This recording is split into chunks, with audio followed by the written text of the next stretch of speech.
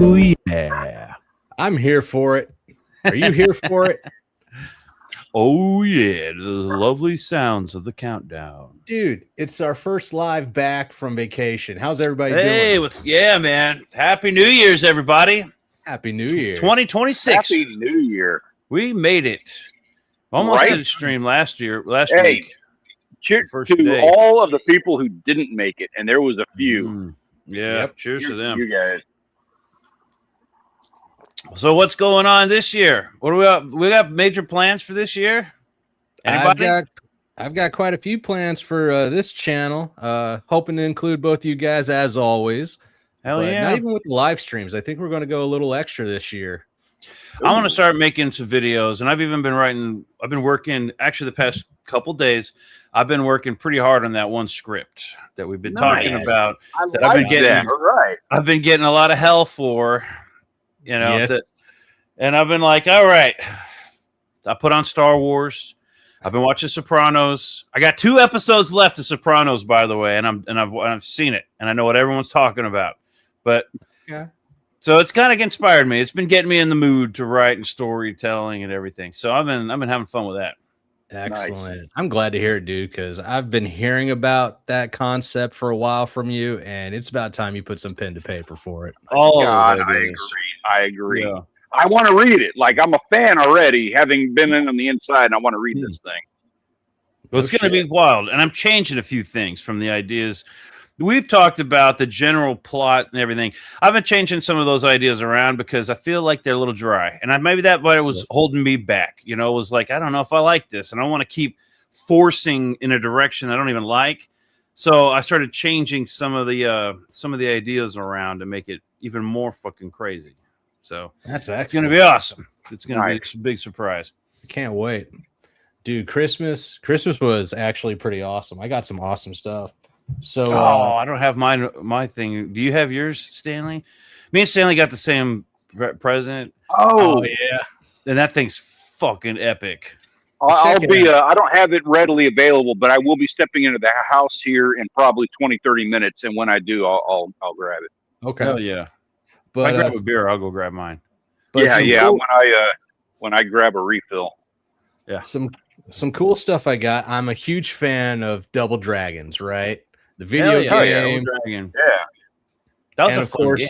Of course, that horrible movie from the early 90s, late 80s. It wasn't as bad as Mario. If they had done that movie today, that would have been a rad movie.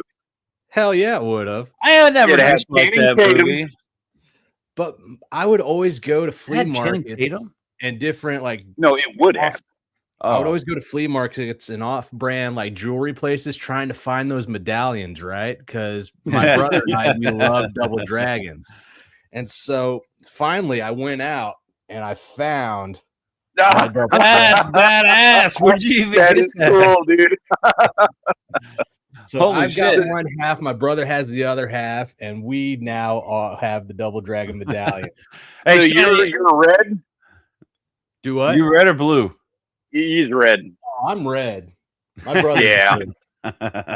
Player 1. Yeah. All right, that inspires me, Stanley. We got to do the same thing, except with the never-ending story, the snakes. What? Oh, no. Cool. Never-ending story. We'll do it with Mario hat. I'll have the red hat, and you'll have the green hat. I'm going to wear the blue mask. And then my brother got me the blue mask omnibus. The red bandana, and I'm gonna have the red bandana. You'll have the blue bandana. And then sorry, we'll do Jake, this is an important conversation. It's serious shit. Double pose, like we'll both do like the double pose. You know what I mean? Oh, well, yeah. Is there a thing for like Contra? Because Contra was another. That's what I'm saying. The headband from Contra. Yeah. I don't know what the hell you're talking about. Ninja Turtles, Peter. God damn it! It's got to be 4 of us. We're talking video games. Although Ninja Turtles is pretty rad, and there are 3 of us. Yeah, we just need a 4th. I'm sure I can get Grody back to do that. Yeah. But Contra is cool too, though. Oh, Contra, of course. It's the first blood of video games. I fucking love Contra, man. It's one of my favorites.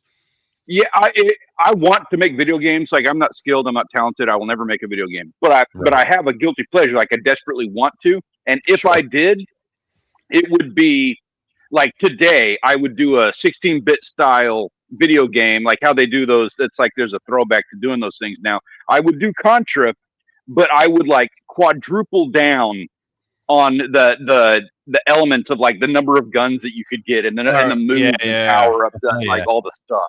Contra had a PlayStation 1 game that was like that. You could have like 5 weapons or 4 weapons, and you could just rotate between them all. And if you died, you only died with whatever weapon. You only lost the weapon you had when you died. Plus, it had a hit meter, so you didn't just die from every bullet. But it was cool. Now imagine this: Ninja Turtle Arcade meets Contra, right? Where you can move up and down the screen, but you have guns, so you can blast the shit out of everybody. Okay. You know, but it's like Ninja Turtles, and you can like do spin kicks and I have to put some thought into this because this doesn't go into the game that I've designed in my head. Not that it couldn't, but it hasn't so far. And this game is well along in production in my head. So, well, I'm sure Ironheart will be a great game when you put it out there. No, don't need that. Don't need no Ironheart game. That's pretty badass medallion, though, Jake. That's fucking awesome. Yeah, it is. And then since I got my brother that half, and I got mine, he knows I'm into comic books and I'm into nerd shit and everything like that. So he got me the volume 1 omnibus of the new Teen Titans. Oh shit, dude! That's a hefty piece right there, man. That's not something to like turn your nose at. That's it's a comic book with some weight behind it. Oh yeah, dude, no shit. Behind this thing, there's like 40 issues in that thing, probably. Oh, this thing's huge, man. I don't even know how many issues are in here. Those omnibuses are no joke. I like the graphic novels or whatever, the trade paperbacks, but these omnibuses are fucking awesome. The only thing that beats them, in my opinion, is those oversized ones. The gallery editions are the creme de la creme, original art size, roughly original, oversized. I'm cracking the seal right now. Crack it. Oh, dude, on camera. You got to be on camera doing it. Yeah, I'm doing it. There it is. Oh, yeah. George Perez and Marv Wolfman, man. I absolutely love them. You need a sound. You need a sound effect for whenever you open something like that. It's deserving. Oh, yeah. That's so cool. Dude, these old school comics and this old art style, there's nothing like it anymore, man. No. I tell you, I've been getting back into, well, not back into some of these, but I'm still reading the weird science books that I got. And now I want to go get, these are just 4 collected works. But man, the old school comic books, it makes me want to go get all the entire series of weird science. And I love the stories. Some of them are kind of drone on, but some of these stories are pretty fucking cool, man. But weird science. These are the ones that I've been reading. That's what I got for my birthday. Oh, nice. I'm still reading them. But I finished the first one. This isn't even the first one. Yeah, I finished this one. I still got these 3 to go. But I kind of, after reading it, I kind of want to go get all the thick novel. There's like 4 collected novels or volumes or whatever, right? Right. I want to get those. These are just 4. These are like reprints they did in the 90s, where they just took the most popular stories and put them in these 4 issues.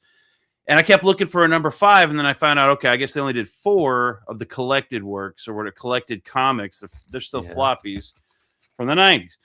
Because you can't find the originals anymore. They're way too expensive, and you wouldn't want to read them if you bought them. I would, but I can't afford to do what I would do to them if I bought them. You know what I mean? So I got to get the volumes after I'm done with these.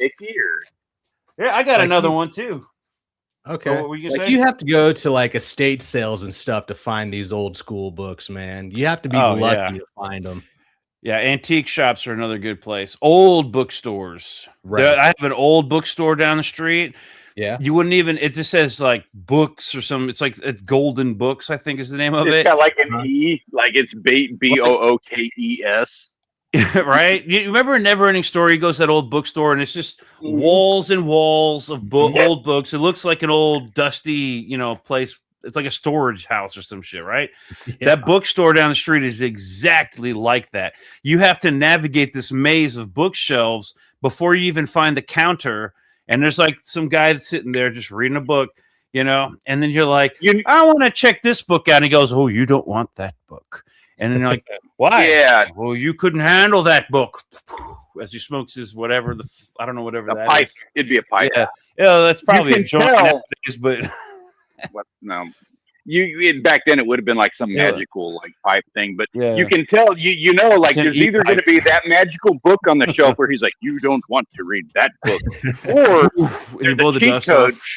You can go check the attic, and there will be a chest with something that like when you open it, it'll like glow in your face and stuff like that. Oh, that's like one of the tells of a good book.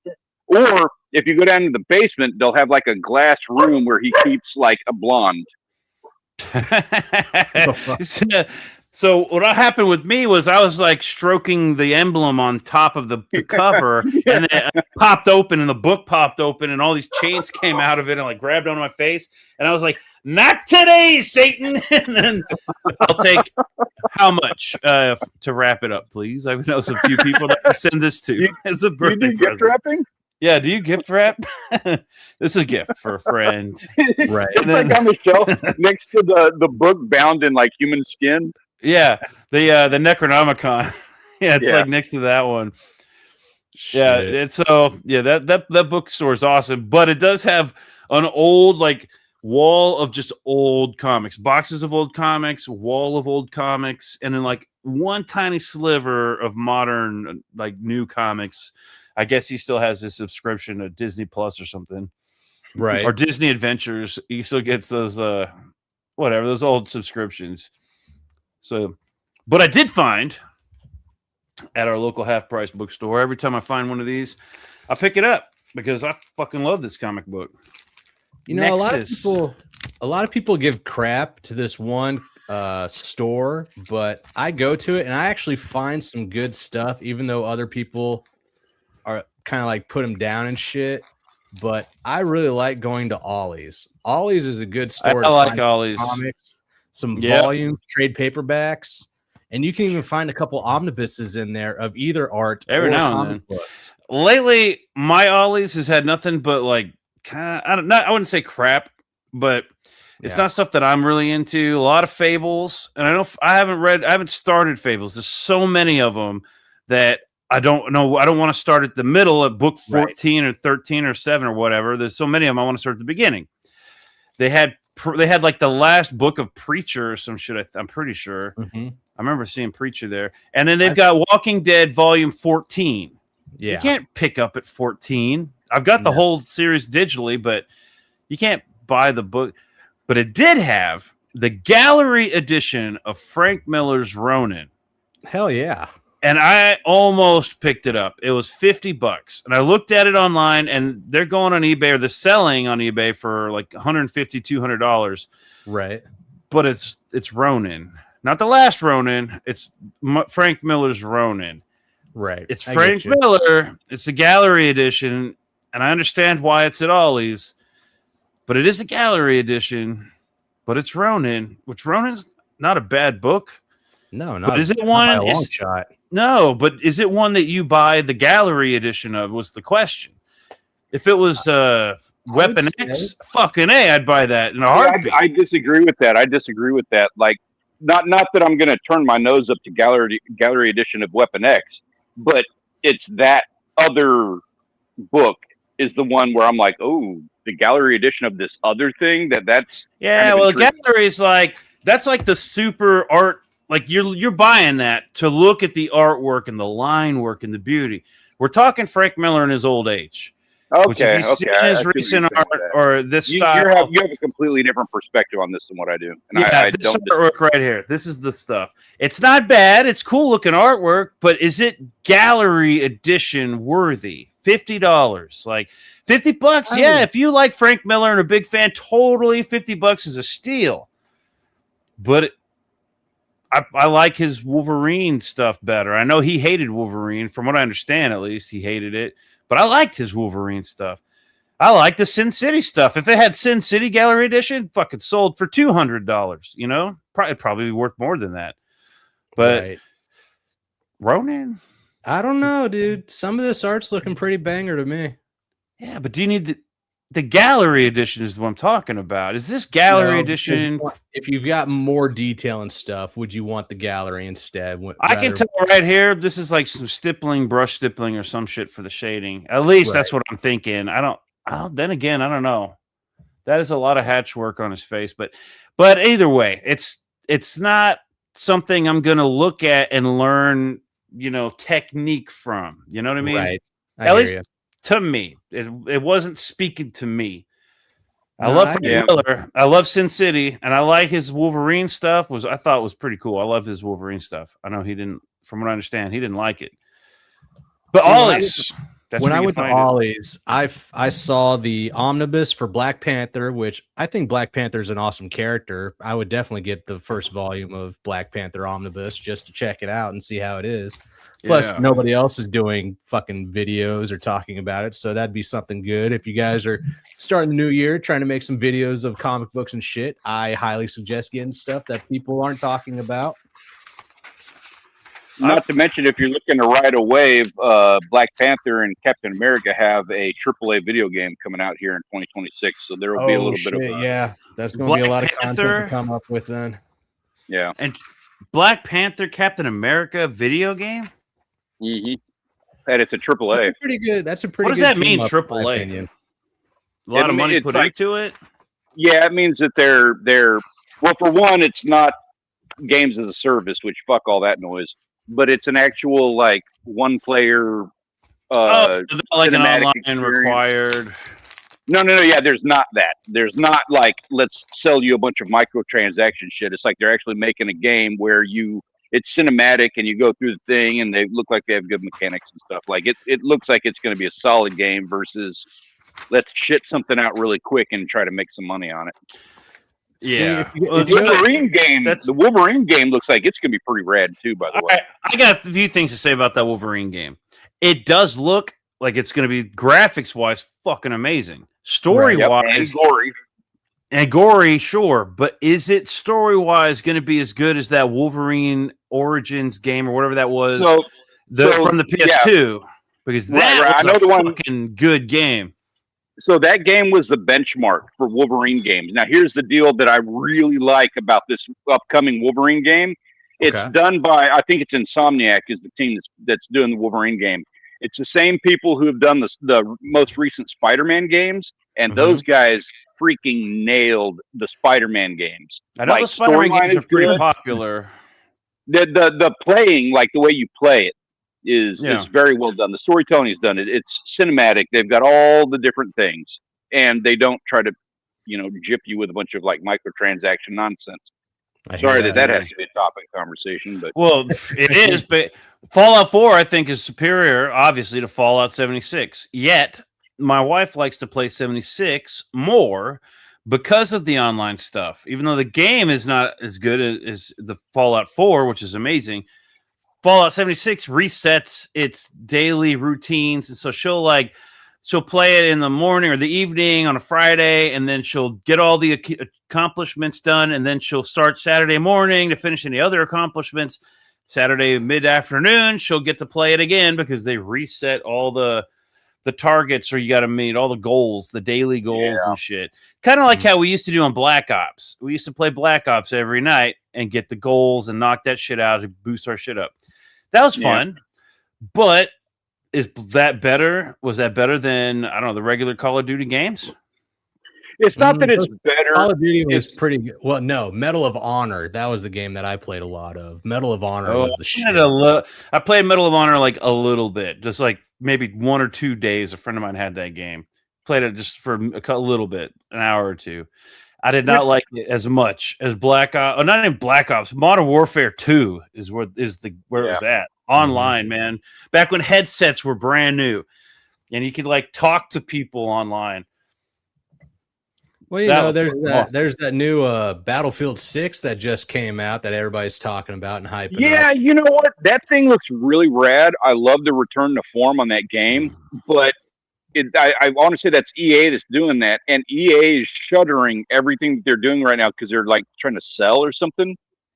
And Really? so, as much as I am really interested in and I think that like Battlefield 6 has absolutely nuked everything Modern Warfare, everything Call of Duty for years. Like the new one they put out just nuked them. Right. But then EA How? is hamstringing themselves I've because seen like a they lot have of like promo for this game, but I don't. Why is it better though? Other than graphics wise. because like for one, so Call of Duty is leaning into the games as a service thing. So they're trying to sell a shit ton of microtransactions. Two, the storyline mode, it literally takes you like 4 hours to beat. They put zero time, and like 75% of the story mode is all levels from previous games that they just recycle into it. Three, what was the other thing? They fucking gosh dang it! Like I have a whole thing against Call of Duty right now. Oh, they went into like this element, like so, like for the most recent Call of Duty game, they went into a thing where it's like, so they have characters and storylines that have existed across the Black Ops thing. Black Ops is the most recent 2 releases, and so now they couldn't advance things, they couldn't make it cooler or whatever. So they just made it where it's like you go into like this drug trip, and so like half of the game or whatever is like you're just like in a drug trip, and so like you're walking around these levels that are like there's this giant head that you're trying to like platform these floating spaces to get over to. It's not like the military like grounded down there. Oh, the other thing, so it's all like Call of Duty is all about the online battle stuff, and they went all Fortnite with it, where you can be Beavis and Butthead, you can be Family Guy, you can be like all these cartoon characters, and it's just like there's not a realistic like military kind of thing. Where Battlefield 6 went in that direction. They're like, we're not going to do that crap. We're going to give you like an experience. It's like we're going to throw whatever 56 people on a map, and you guys battle it out military style. We'll give you some tanks. We'll let you blow up buildings. You can like completely redesign the level based on how you blow shit up, but That's you're cool. not Beavis and Butthead doing it. All right, here's a thing about these games, and this leads to an ultimate other question I got. Back in the day, Modern Warfare was a step up because, for one, you had the game, which was phenomenal, amazing game, which was actually better graphics and everything than the online play. However, it also had online play. You got double the value out of your game, right? You could play the game, then go online. And the online game was endless. You could play it all night long, forever. And it was still fun, 3 years later. All right. Then they come up with new iterations of the same thing. Maybe add a new gun, maybe set it in a different time period with different guns, different whatevers. The games still were good. The online was still good. And then eventually we started getting newer systems where now they start separating the game from the online game. Okay, maybe the online game's bigger and better and whatever. And the game makes more money. But the games are getting less and less. The online games aren't getting that much better. Now, what you're saying, if you can destroy the levels and you have whole new levels based off that destruction, okay, maybe we'll have some like you have a city and you can blow up the city in a certain way so that the walls fall down a certain way. So there's barriers you can't get to.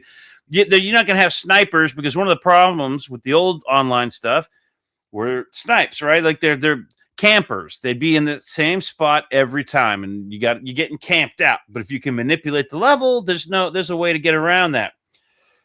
So, is it better? It's like the game. Are they getting better? Like on these, like every time a system comes out, that new game needs to be phenomenally better than the previous one. I think if a game makes you have to recalibrate your strategy, that's a better game. Because sniper on top of sniper for every game is going to sit in the same spots, hope not to be found, and then get found and then get shot. Well, of course, they haven't improved anything since like Modern Warfare 2. They have not improved anything in the Call of Duty games. They got more. They got like more video gamey. Everybody wants to be Fortnite. So it's like gone more in the direction of Fortnite, and it's not a military shooter anymore. It's goofy. It's no. You want dumb. it to be more. That's the whole point of Call of Duty, was that it was like kind of real. You know, you had these somewhat realistic levels, and it was like that game when we were kids. We used to play a game called War, where we would get pellet guns or whatever and go run out into the woods and then shoot each other with pellet guns. It's kind of like paintball, right? Now after pellet guns, it was paintball. Hey, D-Wag, what's going on, man? Haven't seen you in a minute, Steph. Yeah, no shit. Where you been hiding, dude? Happy New Year. Happy New Year. Happy New Year to you. D-Wag 26. Let's go. Woo! I'm sure he's got some stuff in the chamber he's ready to pull the trigger on. Nice. So, but that was one of the cool things about these games was it was like it's like paintball. We used to go out there and have a lot of fun actually out in the woods doing it, right? Shooting each other and shit. And if you got hit, you had to go out onto the road and wait until everybody else was done. And then do it again. Well, now, it's like you're saying, the Fortnite shit's, I get the appeal, but it's not fun. It's like ADD fun. You're not hunting people. It's fine. There's nothing wrong with that. But Fortnite did it. They made $1 bazillion off of it, and copying them with your military shooter sucks. Fallout you did need it. a military shooter. Let them do their thing. Fallout 76 a while back had this whatever was that game called Battle Royale, right? And it was actually kind of fun, but it was very Fortnite-like, right? Yeah. A copy of it almost. Well, they got rid of Battle Royale in 76, and that's when I was like, I barely was hanging on to 76 at all. My wife still plays that game. But I was only playing it for the Battle Royale, and then they got rid of that, and I was like, I'm done. Screw this game. Like, they got rid of the only thing I enjoyed about it. And now these new systems. So leading into that final thought on this, what do you think they're going to eventually lead into? The new system? One system to rule them all? One game like Minecraft that is spread amongst all the systems? You can play with somebody on their computer on the PlayStation. You can play with somebody on their cell phone with the computer. You know, the game goes, and Roblox too. All these different cross platforms. It's going to be the future, and eventually there's going to be a point where they're all just one game. Like they all have their own one game, right? And they just add to that game. It's got to be easier to build on a game than to build a brand new game. What you're talking about is already happening. For one, Xbox. You might not ever see another Xbox. They're talking about going multi-platform. They're releasing all of their stuff on PlayStation now. If they release another Xbox, it'll be the last Xbox. They're probably not going to do another console. I don't think they're going to. They're done. What you're talking about, you're done. I mean, they have their engines. I know, right? I'm a PlayStation guy. I've been a PlayStation guy since. I think they need the competition though. Like PlayStation without Xbox, PlayStation's not going to be the same thing when they're the monopoly. So I don't like that. I think they need some competition. No, they actually do have. The Nintendo Switch is actually a pretty big competitor right now. No, it's not. No, it's not. Because Nintendo most of the kids are way playing third on that ladder. These are game consoles, right? Kids play game consoles. Nintendo is for kids. Parents are buying Nintendo Switches for their kids. Adults, they buy the system that they enjoy, and like all adults, they get stuck in their ways and then don't change. It takes 3 systems to get, like, you look at me, I didn't buy a PS4, I didn't buy a PS3 until it was almost done. And then I bought a PS3 and a whole shitload of games. Mm-hmm. And then they got the PS4. I didn't buy a PS4 until it was almost done. And then now we got a PS5. And I'm not touching that thing until the PS6 comes out because I learned my lesson. And PS6 is probably going to be shit anyways. Like, I don't even know if I want a PS6. Well, a bunch of people fell off the Xbox because of that debauchery of making it a home entertainment system instead of just focusing on being video games. Oh, PlayStation did that. But that's what made PlayStation better. Yeah, Xbox went all in on it. Like, they were like, your phone is an Xbox. And they just fucked it all up. Oh, that part of it. The Game Pass. Would they upped the price on the Game Pass overnight by like 30%, and they cut the benefits of it?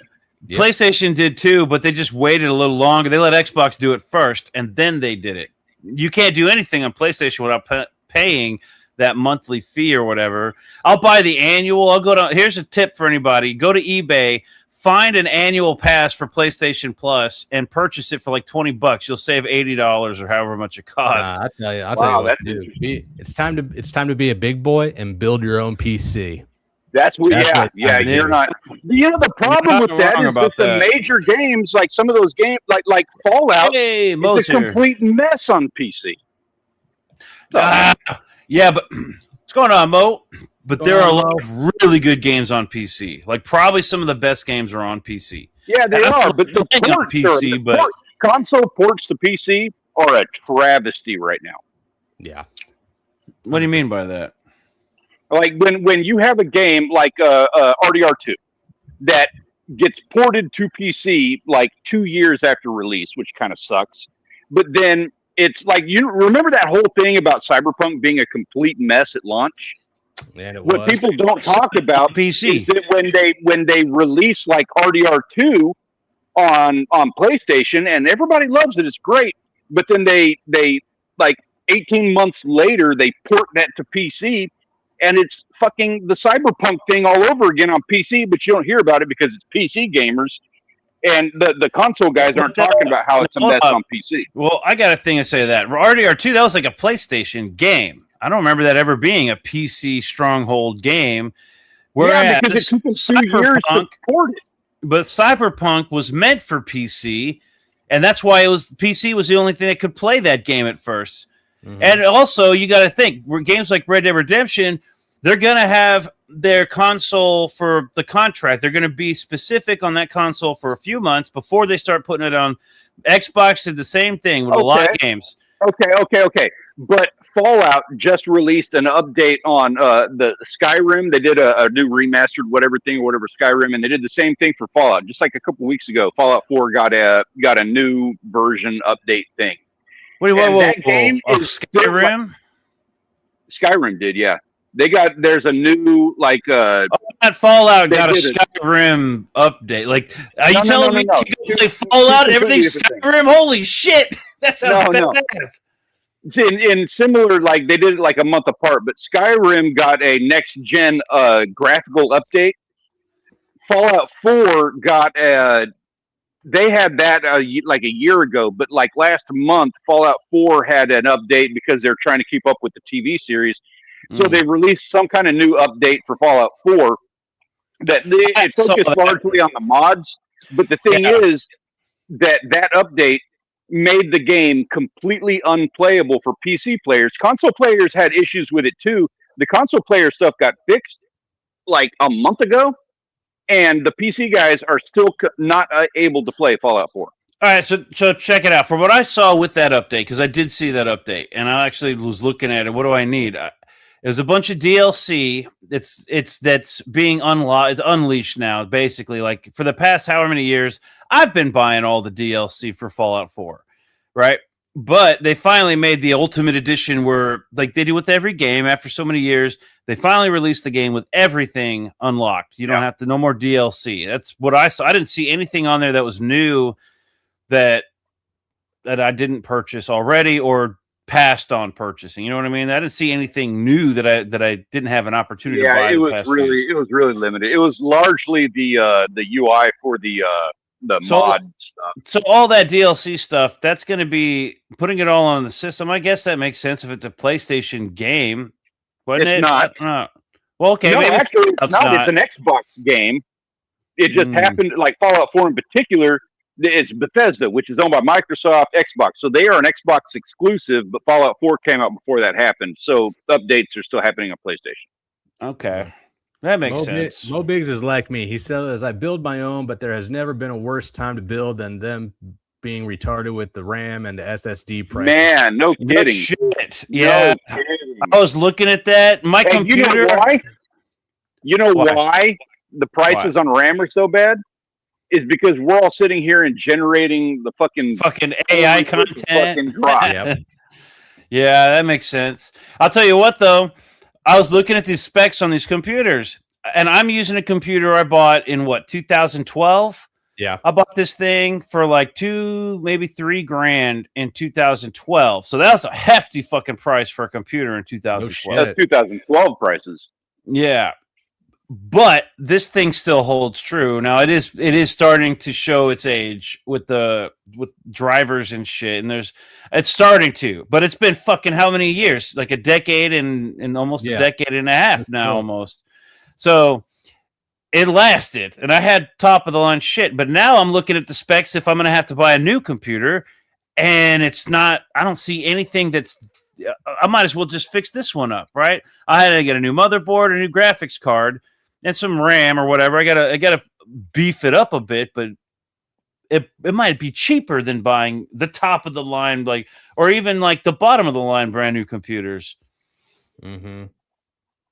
I don't know. I'm just saying, if you want to get those video games playing to their peak ability, then you're going to have to get a PC, because the only way that you can adapt is by being able to customize your own hardware. I think it goes both ways, because the PC Arc is one of my favorite games, but there were some updates that don't work on PlayStation. You had to get online you have to do the PC version to play all the expanded shit that they added to the game. That's what I'm saying. Like when Cyberpunk came out, it was for Xbox One and then Xbox X and S, but it ran like shit on Xbox One and it ran like shit on Xbox S. You needed Xbox you had to have to make it work. To be fair, that Xbox S was that's a fucking joke. No shit. Like that system is a fucking cash grab. Well, that's that thing is like. No, but I mean, so they released the Xbox when they did PS5. They did when PS5 launched. Xbox had the Xbox Series S and the X. The Series S was like a cheaper version of the X. The thing is that a PS4. What's the updated the PS4 Pro? The Pro, yeah, is the same quality as the Xbox Series X.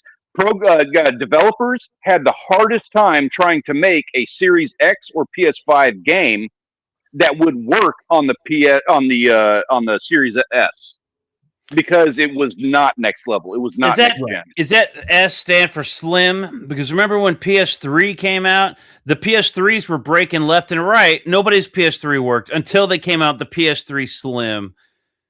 They had the PS2 Slim and the PS3 Slim, which finally worked. It's not slim, but like I think the X had the disk drive and the S didn't, and they slipped it under like this cheaper because it doesn't have the disk drive. But it actually didn't have the processing power of the X. So the Xbox Series X is the actual PS5, whereas the Series S is just a PS4 Pro. Which I just got this new PS4, and I'm thinking about using it as the server for an Arc series or for an Arc like thing, and just running it as the server for Arc. And if anybody, what is he saying? Oh yeah. After 360 was retarded. Yeah, this whole generation and a half has been dumb. Sure, just popping in to say hi. What's going on, Ben? What's going on, man? Anybody got a PS4 and want to play Arc? I'm thinking about starting a server, and we can just stream it. We'll stream it all live. Like a story. I didn't know they were letting that information out yet, but Colonel Crack, he has an invite to CG Kings on Monday night. Nice. That's gonna be awesome. That's if Ethan doesn't forget. That's fair. That's fair. Awesome. Let's see. Mobig says, first we had Bitcoin miners ridiculously driving up the price of graphics cards, and now this shit. Yeah. And was it NFTs? That's been a wonderful portion of this generation. Tomorrow. Yeah, you better. NFTs, all the Bitcoin mining, of course, NFTs, all that digital shit, and AI. AI is, I think, what's causing a huge boost in all this shit, because the rendering of millions of people, right? Billions of people rendering hundreds of AI each every day. Mm-hmm. AI videos, AI, pictures. I need a thumbnail of a rabbit with a hat. And not that kind of rabbit. One of my favorite channels, Y-Files, that talks about conspiracy theories. I love Y-Files. Yeah, good taste. he uses AI for his little B-roll all the time, and they are phenomenal. It's good B-roll. It's good B-roll. Like it's good AI. He's paying for it, but it's Do you ever watch his the live ones, the after files? I caught his New Year's and Christmas lives. I caught those. Right.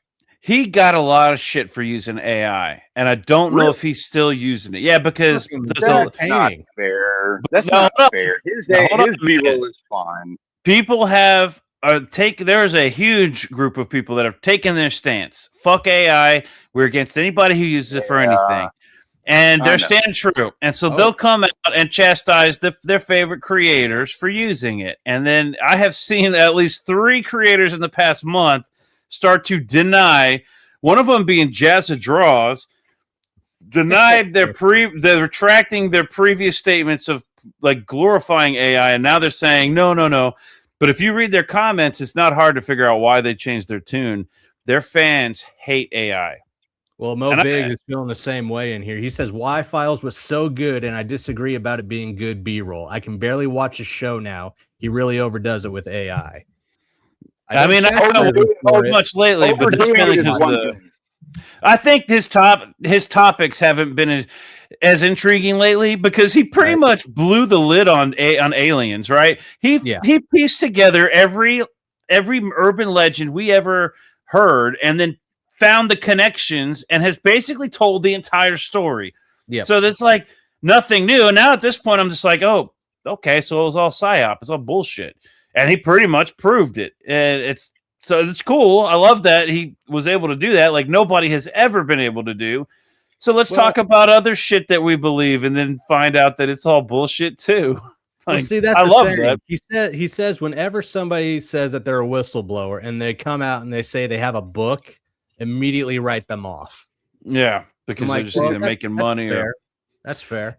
But when you start having names pop up in all these urban legends you've heard about, and it's the same name over and over again. Oh, and guess what? They worked for the government, and their job was to keep shit covered up. So they're selling lies and propaganda. Same names. You start to piece it all together. How come nobody was able to do that? I guess they didn't have computers like they do now, but they didn't have AI. Or whatever. They didn't have AI. He's able to put all the shit together. It's pretty fascinating. I love his channel still. I actually still watch him when he comes up with stuff that is still relevant. Like, I don't know how many times he's talked about Egypt and the aliens and then the sunken Saharas and stuff like that. I still enjoy all of that. Now, there are some that I'm hearing some wild theories, right? That are they're like bringing back that intrigue. Maybe it's not aliens, like the asteroid belt. You ever wonder what the hell the asteroid belt is between Mars and Jupiter? Right. And if you think about it, if you who was it who did the math that there should technically be a planet at these intervals in space spreading out from the sun? And there's Mercury right where it should be. You got Venus right where it should be. You got Earth right where it should be. Mars, and then that's weird. There's an asteroid belt where there should be a planet. What the fuck happened to that planet is the question. That was a fucking planet at some point, and then it got blown up, and now it's an asteroid belt. And then Jupiter. We might be from Mars, which might be from that asteroid belt that was once a planet. What did they call that planet? I don't remember, but there used to be a name. There was a name for it. There's a whole lore behind it. Or Mars and that planet went to war, and that planet lost. Then they went to Mars. And then Mars went to war, and then they came here to Earth because Mars got wiped out. It's obviously 3-body problem. See, Mo Big says if they have a book, they're in it for the money. If they don't have a book and don't care about money, they're in it for the communist propaganda. And then he says, hashtag reinstate Pluto. No shit. I agree with that. 100%. And Planet X. And we need to get Earth's second moon on the map, too, because it has one. Lying. How come nobody talks about that shit? Anytime he talks about Atlantis or Egypt or the young Andreas and stuff. Oh, I love the young Andreas and I love the Egypt or Atlantis stuff. Young Andreas is one that's blowing my mind right now. He has worked at so he has started working out, and I don't know if he's like backtracking on this, but he started working out hecklefish. And Leon Lush did the same thing, and I don't agree with that. Oh, that Leon Lush did have that monkey, right? Yep. Yeah. What happened to that thing? He stopped using it. They got all old, and they got all like, we're professional YouTubers now. We need to do professional content. No, yeah, exactly. Hecklefish. Hecklefish is half the fun. Nigel and Hecklefish need to come back. Bro, they need their own podcast. Those two need to. The two of them together. Oh my god! Oh my god! I am going to get them. I'm going to send them both a message and say you have connections. You can get those two together and say we need a podcast of the outcasts, the two that have been shunned from their shows. Yeah. Nobody listens to me, but I'm definitely pulling some strings to have that conversation. And then they need to give us a little bit of note. You know what I mean? Little, not cheddar. Oh yeah, no. They'll need to be on this. Need a little cheddar. Nah, cheddar. They should give us a little, acknowledge. Mo Big says Hecklefish is good. He just needs to be used in small doses. I agree. Too much of Hecklefish can happen. Hey, at least we're not getting the Space Panda. The Space Panda pissed. Like I was not enjoying Space Panda, but I don't know what that whole thing was. But Hecklefish, I'm good with. But yeah, check out Y Files here on YouTube. It's ran by AJ. He's a great guy. He really knows his shit. He goes deep into it to make sure he can debunk it. The electrostatic universe. Electrostatic universe. That was one of my favorite episodes because I'm like, holy shit, that is what happened to Mars. Look at Mars. It has a giant lightning bolt scar across it. Nah, my number one is always the hollow moon. I love it. Hollow Moon's a good one. I've always loved a hollow moon theory. Being a battle station or something like that. Do you ever catch yourself staring at the moon at night? My interest. Every night, it's right there. I stare at it all the fucking time because I'm just waiting for it to go like. I've done that. Stared at it, thinking like, what would it be like if that? I have my phone ready to go in case the moon starts to transform and Cybertron becomes like fucking I don't know.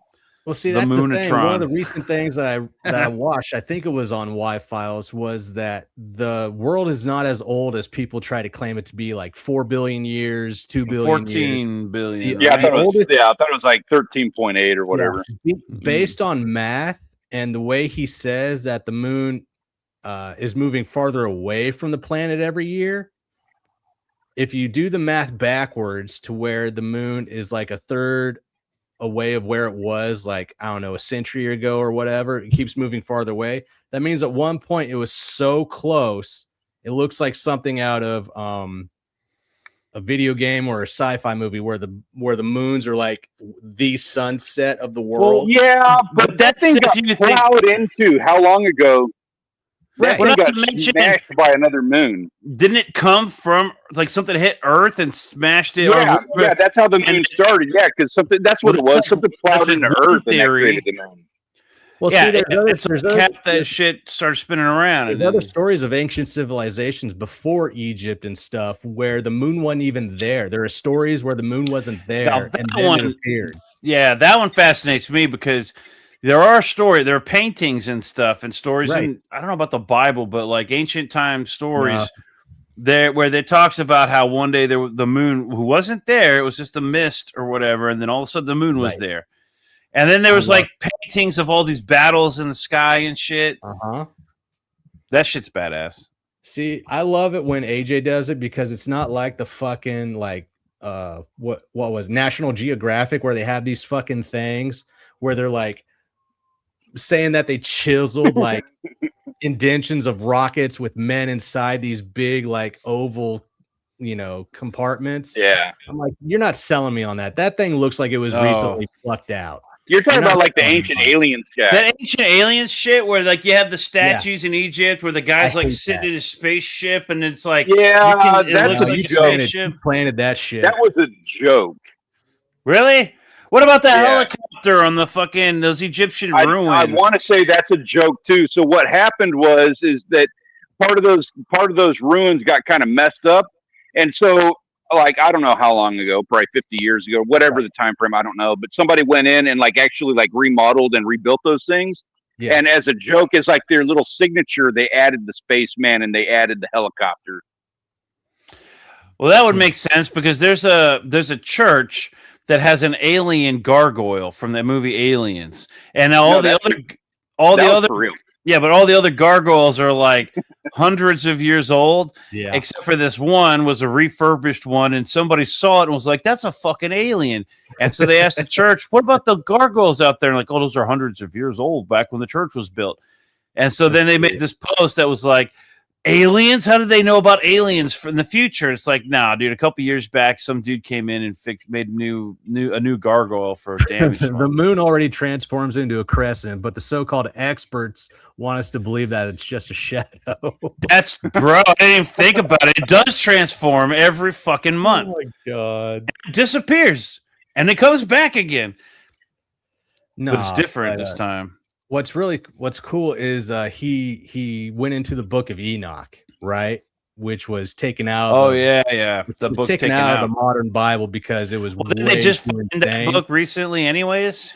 Yeah, but the Book of Enoch, if you get into it, it apparently describes Enoch going up to heaven. But when he starts describing it, it sounds a lot like a mothership. Like there's these white lights that are above the ceiling. There are lights coming out outside the panels of the walls, and then there are these chambers or doors to these other rooms where other things are taking place, and they're just looking at them and stuff. How old is the Book of Enoch? Didn't they find that book in like the 70s or 80s? The Book of Enoch's as old as the Dead Sea Scrolls and shit. It's in there with them. Yeah, but the Dead Sea Scrolls we didn't have until recently either. That's what I'm saying. It's the fact that we didn't have them does not mean that they didn't exist at that same time. But what I'm saying is that somebody found them and was like translating them. So they translated them into and then they went up these stairs and this door just lifted up and this guy with pointy ears said, "It's illogical, Captain." And I was like, bro, God's fucking whack. And it's like Enoch, the Book of Enoch, friends. Look at the way the stuff's translated in Latin into English. Like you're saying chariots of fire. You really think that there is a chariot made of fire? I saw Hunger Games. Yes, it exists. And dresses made of fire and birds made of fire. No, you got swords of. But I saw it, Jake. You really think that's just a basic broadsword? I've seen lots of kung fu movies with fucking fire blades, bro. You're looking at movies. You're not like taking it anywhere. It's like another world coming down. I was watching TikTok and a dude pulled a sword out, and the fucking sword was on fire when he pulled it out, and then he did some cool shit. Yeah, it's called a fucking lightsaber. Well, we're not even talking about. I'm talking about sword. They didn't have a Latin term for lightsaber. No, they didn't have a Latin sword term though. For spaceship. They had chariot of fire, a transportation that has flame coming out of it. Now you can say that's a rocket. You can say that's a spaceship. But if they had found they had found that book 10 years ago, it wouldn't say flaming chariot. It'd say fucking spaceship, or they'd say like. They'd say something that's obviously with the times, right? That's what I'm saying. The Book of Enoch, whenever they found that book, they translated it interpreting what they understand. Like, this is clear as spaceship. I believe science is more respectful than that, because when you want to dive into the Bible and say unicorns are in the Bible, I don't know, man. Science is now saying that fucking men can be women. I know Tyson DeGrassi told me so. No. Science isn't saying that. That's not science. No. Scientifically, it can be done, yes, but that's not what the whole political ecosphere thing is from. Fauci is the science, and he said that men can be women. I'm pretty sure Fauci said that. He did say it, probably. Scientific terms are taken and used with Latin all the time. So when you talk about rhinoceros, the scientific term is Unicorius rhinoceros. Okay, well, I thought it came from the narwhal. Unicorn for rhino. Okay, there's your unicorn. It's a fucking rhino. Don't rhinos have two horns? Or some other ox with one unicorn coming out of it. Okay. Because when you see other palettes that have different like ox, cows, and stuff like that, they sport two horns on all of these graphics. But this one ox only has one horn sticking straight out. But these others have two horns on them, but this one just gets one single one on its palate. But the science also says that dragons didn't exist. it also says that Earth is round. You No, telling me you it's honestly flat. believe that You know it's shit? flat, standing on 4 pillars. Well, You telling me there ain't 4 dwarves holding the Earth up? No, dude, I mean, we're I riding don't on the think- back of the space turtle. Oh, no, the dwarves are I'm holding going the to do a sky video up. on flat Earth. I adore the flat Earth conversation. I do will too. say, however, there's nobody out there that's arguing whether or not the Earth is round. They're arguing whether or not it's flat or spherical. Yeah. Nobody's arguing. Like, Hey, It's just- they nobody's don't need arguing to argue square it's Earth. round. Are we riding on the back of the turtle, or are we in this bubbling cauldron? Do we need to do a channel where we argue for the sake of like all against all? Because that's what we're taught in school, right? But you're right. Nobody is arguing for the fact that it is round. Everyone is arguing and defending that it's round, and everybody else is like those other people arguing that it's flat. And you have defenders of the round. This but shit's square. This thing's you know what? I'm taking a stand. I fucking hate spheres. The Earth is flat. I'm fucking deciding right now. Fuck that. Earth is flat. Hey, it's been I'll on the be back of a completely turtle. I warp speed in space. Let's see. Mo Biggs. Let me get Mo Biggs caught up here. He says, in 1,000 years, we have finally translated the book of Brother Kid, a historical account of the gay furry. Thank you, Mo. Appreciate that. A Power Ranger furry. Let's see. And then he leaves. Hang on. I thought you were leaving. I thought you were like, fuck My this. son just woke up. Hang on. Mhm. Hey, buddy. The sciences, that's true. Science isn't saying it, but the sciences. And that boggles my mind these days. Science isn't saying that. They're not saying Yeah, anything. Science but- doesn't say anything. The only Of thing course, science can because science do isn't a is person. disprove. No, That's scientists. all science does. Science disproves things. That's it. Well, It doesn't tell you things. It doesn't that's tell you the that like ridiculousness it's of it. guaranteed. All right, hold on. Unicorns are extinct, and there are no bones left because the Chinese ground them up and snorted them to get boners. Or they're in the Smithsonian hiding out. Flat Earth was the psyop to make conspiracy theorists look retarded, and too many took the bait. Yeah, dude. Didn't that start with a basketball I player? love the flat Earth conversation. I love it. Modern version of flat Earth. Didn't that start with a basketball? The science. Okay, so here's the thing. Right. Science is not a person, right? Science is represented by scientists, and so you have a bunch of like famous scientists. Neil Tyson deGrasse. I used to like Neil Tyson deGrasse until he got on and tried to defend the fact that like men can be women if you think about it, and it's like. No, they can't. They can dress like women. They can manipulate their bodies and fucking do shit but they're still dudes whose bodies have been fucked with and chemically even, but they're still dudes, right? They were dudes and they're still dudes. Just altered dudes, right? The same goes with the women and all that. And then what other stupid shit did Neil Tyson deGrasse say about, I'm sure he had something to say about vaccines. With the biggest famous the science was Fauci saying, we're going to argue against the science. It's the science. Give me your money. Take the vaccine. It's okay. I was like, nuh-uh. No. Mm-mm. I'm not doing it. What did you think? Yeah, I don't know. It's the science, people.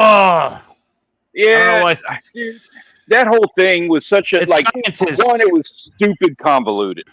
Talking Well, about like scientists- vaccines and stuff like that. Well, I didn't the give a shit. science- I didn't give a shit.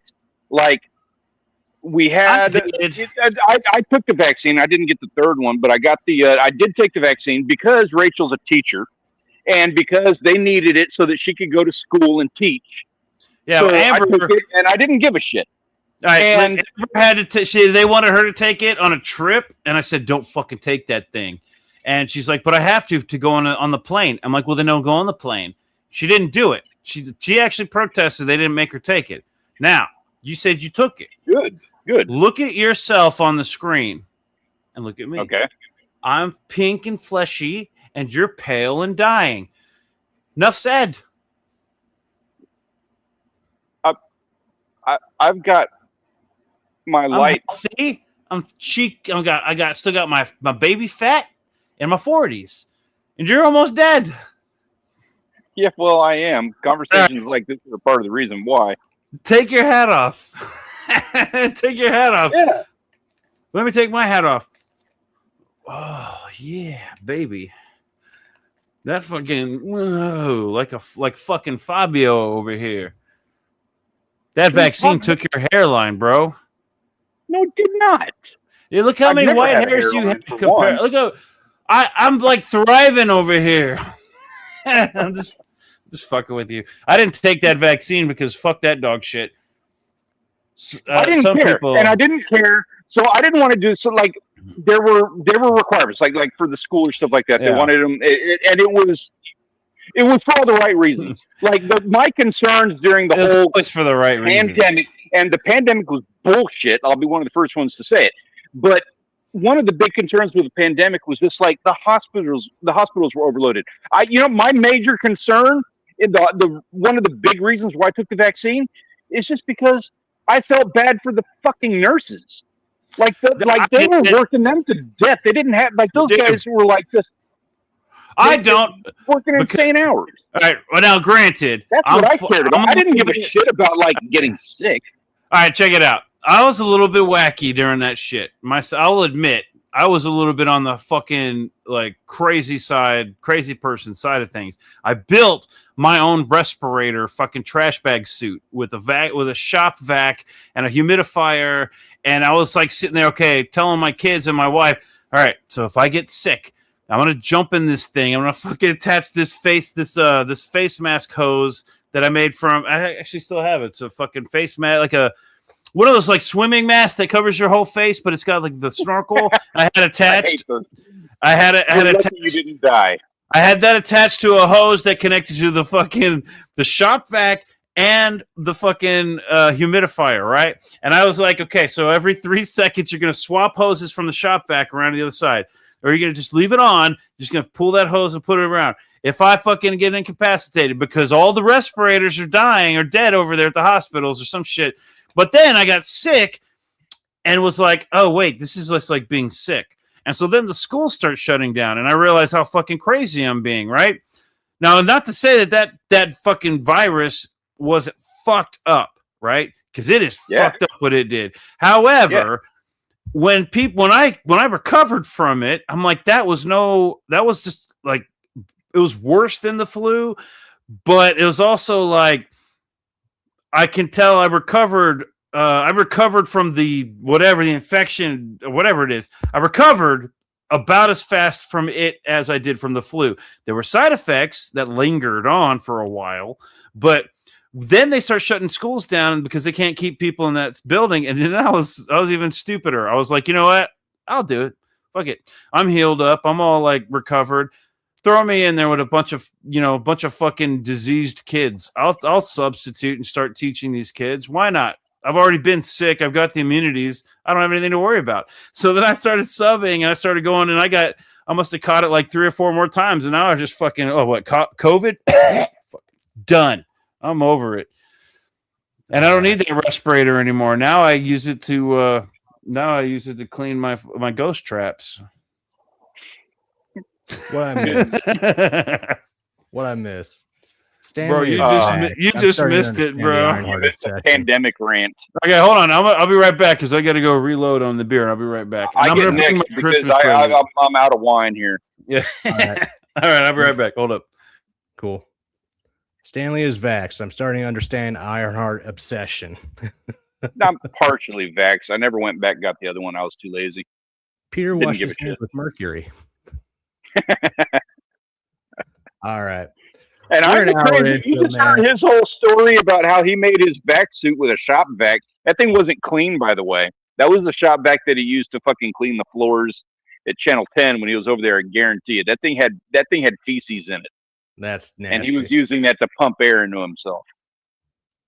I'm the crazy one. I'm sure he's got a lot of contagious things around him. It's Peter. Oh yeah, absolutely, 100%, 100%. But what we are here for, we should probably get ready to start getting into and everything. Right, and get back to topic. Yeah, no shit. The topic that we got tonight, of course, is our Grody review of Perfect 10 issues 1 through 3. I don't have issues 4 through 6. 6 is still being made. 4 and 5 are prepped and ready. But what's cool is that this is made by a cool guy. His name's Dave Brink, and he is of Genuine Comics. Let me get this up here right now. So I've got the first 3 issues of Perfect 10. Issue 1, beautiful cover. I absolutely love that. Issue 2, and you can see we're going to be getting into like metahumans and stuff like that. And then we're good. Issue 3. And in issue 3 is where things really start ramping up and everything. We'll get into it. But all this is to prep for his huge collection trade paperback that he's doing of issues 1 through 6, which is on Kickstarter. So, you know, don't knock it till you rock it. But I just I'm going to grab another bottle here. I'll be right back. Go for it. I also brought the Christmas present, Stanley. Oh, you did? Are you going to light Nice. it? Hold on. Let me get my drink. All right, I'll wait till you get back. As soon as I find the there it is. If I can bring up my fucking live, that would be great.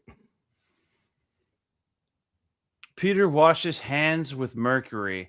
Well, mercury does kill off the bacteria like it does in all the vaccines. It's just it makes sense.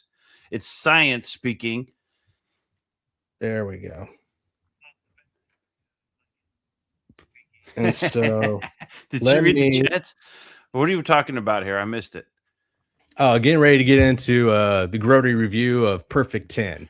Oh yeah, and I haven't read. I like that campaign. It looked good, but I haven't read it. I didn't back it, so I don't know anything about it. So I got the first 3 issues, and I haven't backed 4 or 5, but that's okay because over on Kickstarter, he's getting ready to put the collection together for issues 1 through 6 of the Perfect 10, and he's going to call it the Perfection Collection. So 1 through 6. Yeah, that's smart. He put out 6 issues already. That's pretty good. Yeah, 6 issues already, and they're all very good size. Like they're normal comic book sizes. Well, like 24 pages or 36? 24 pages, 26 pages, somewhere in there. But he also puts in art cover pieces that he didn't use that were made by other people. It's really good. Ah, damn it. Wesley woke up again. I'll be right back. Well, the Perfect Collection trade paperback, Perfect 10, issues 1 through 6. I would love to be able to get to 6 issues of a book to begin with, but then, yeah, actually, I might have, unless if it's like a story arc, a complete story arc, I would have gone with issues 1 through 4. But if it's a complete story arc, it makes sense to go ahead and do like issues 1 through 6, which means he's going to have to put actually the grindstone with those 7, 8, 9, and 10. Mo Biggs. All right, I'm going to read your chats here. And he was the dude who vetoed Pluto, so this discredits that as well. Yeah, that's Neil Tyson DeGrasse. He's one of those motherfuckers that put Pluto in its place. We're going to liberate Pluto one of these days. Us and the Alex Jones gang. Big Alex Jones fan here. And Joe Rogan. We are going to bring Pluto back, by the way. We're bringing him back. Trust the thrust the science. It's settled science. That's what Fauci, right? Is that Fauci? Fuck that shit, dude. That whole time period made everyone crazy. People were getting crazy before, but I would say 9/11 probably started. Wait, no, JFK. Anyways, people have always been crazy, but it's escalating every time we all get some crazy shit happening, right? So we had this 9/11, then we get this like uneasy tension in this country and the world for the next 20 years, and then we get this COVID shit. Now everybody's completely fucking bifurcated, and it's like madness everywhere, right? The science. I don't know if I believe in the science anymore. Like, I know what I'm told, I know what I'm taught, and I believe most of it makes sense based on my understanding on a lot of shit. But this is where that flat earth shit comes in. I don't believe the earth is flat, but they do make a good argument when it comes to, do you know what you think you know, right?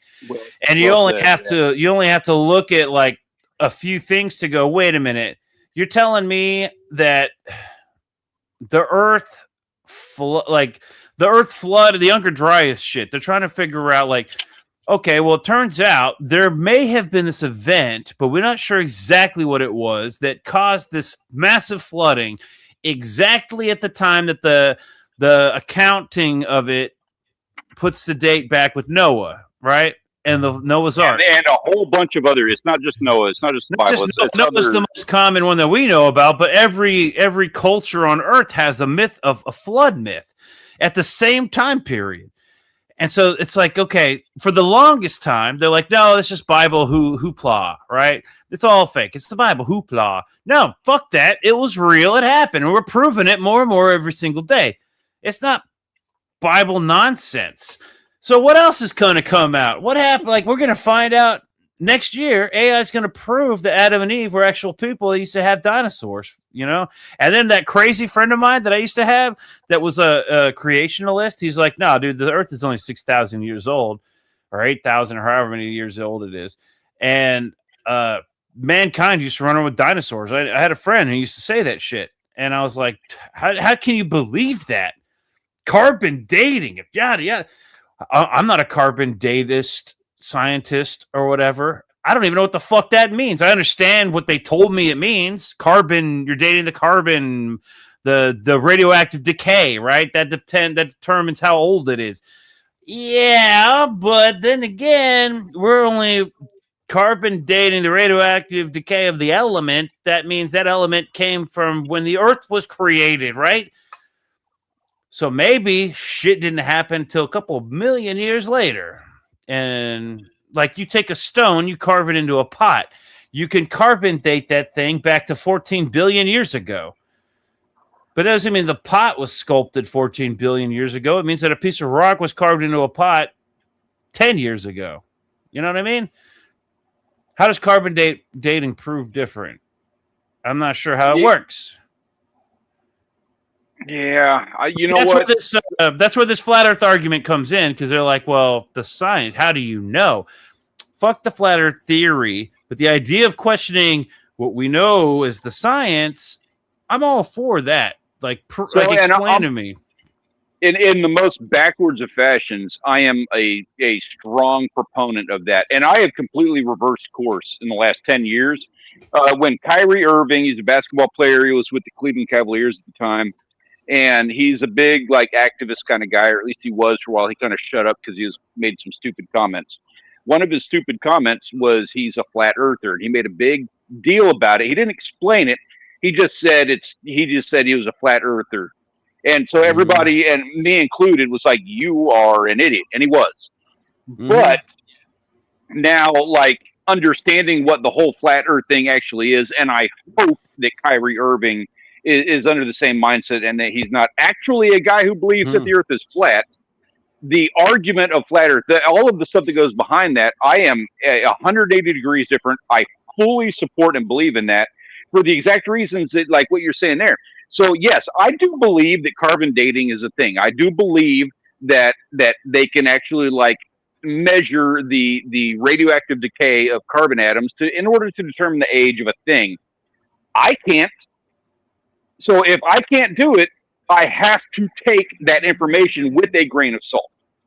You have to take it by their word, right? And trust the science. I either have to trust them, I have to trust the source, which there are sources that I trust more than others. But the fact of the matter is, if it's not something that I can do, I have to trust someone else. All right, and if I have to trust someone else, I have to take it with a grain of salt. But here's the problem with the science these days, all right?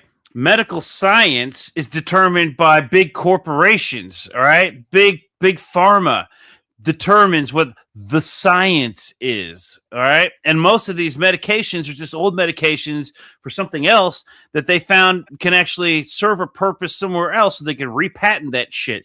And they're like, well, it's science-backed fucking formula. No, it's not. These fucking puberty blockers are old castration pills that they couldn't sell anymore. Because who wants to take a castration pill? Robin, it didn't work for Robin, so they're like, fuck.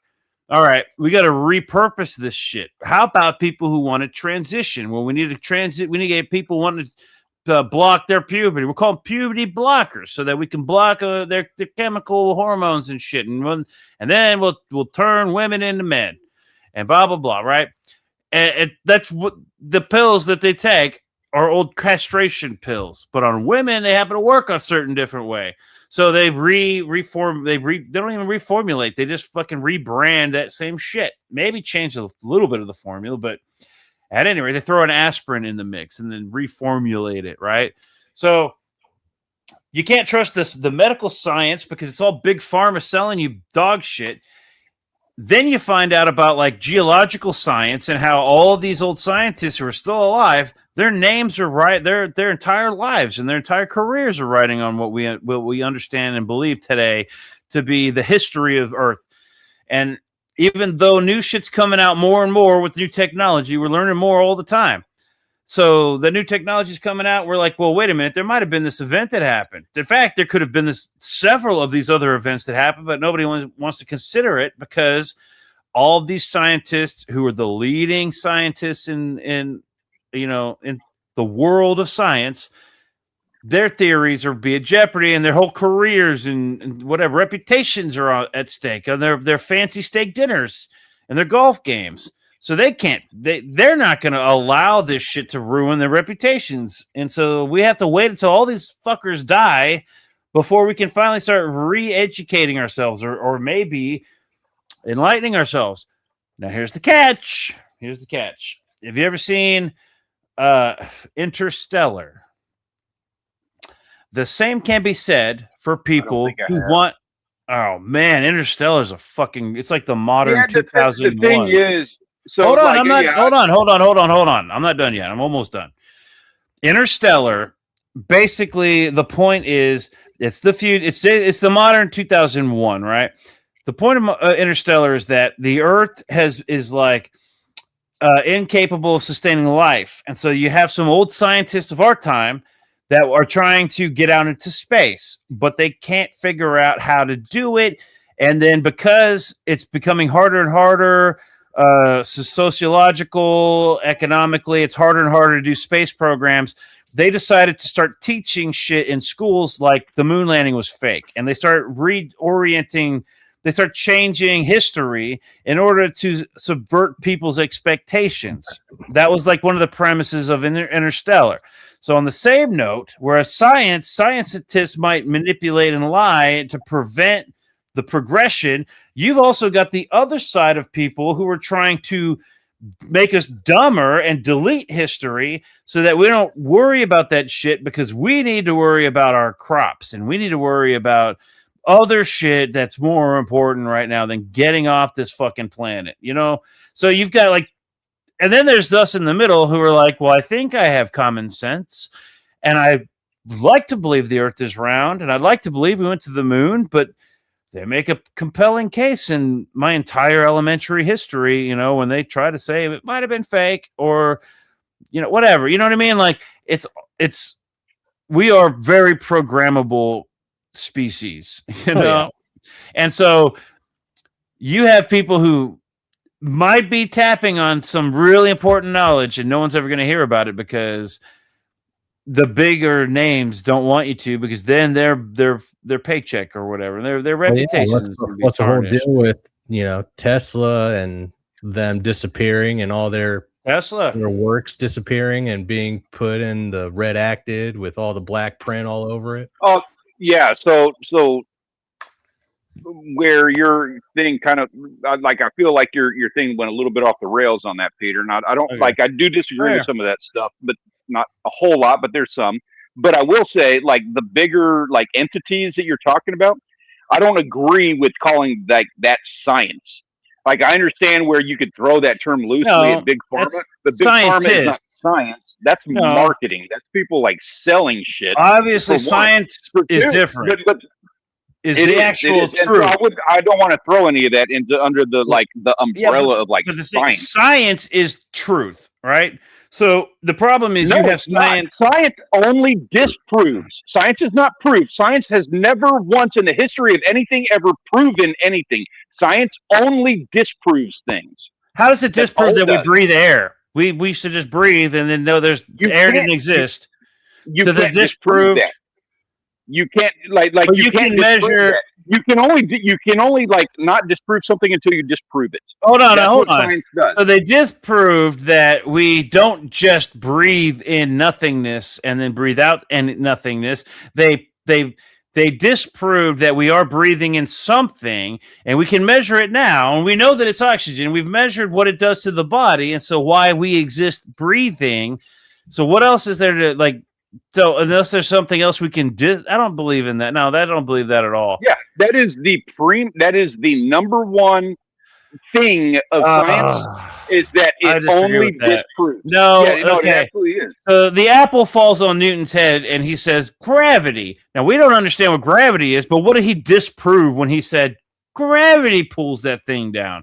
See, that's what science is. Something happens, and we try to come up with an explanation for it. And the way we come up with an explanation is by disproving the other things. Okay, so what did he disprove? The apple to fall. So what? It could have been magic.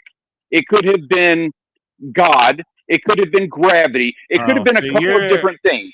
So what science does is it looks at the different things and it disproves things. Okay, and so that's as far as it can go. It disproved that apples will float when they detach from a tree, and it disproved, but it didn't prove that it'll fall towards a center of a mass. You get questions out of that, yes. So the apple didn't just float off into space.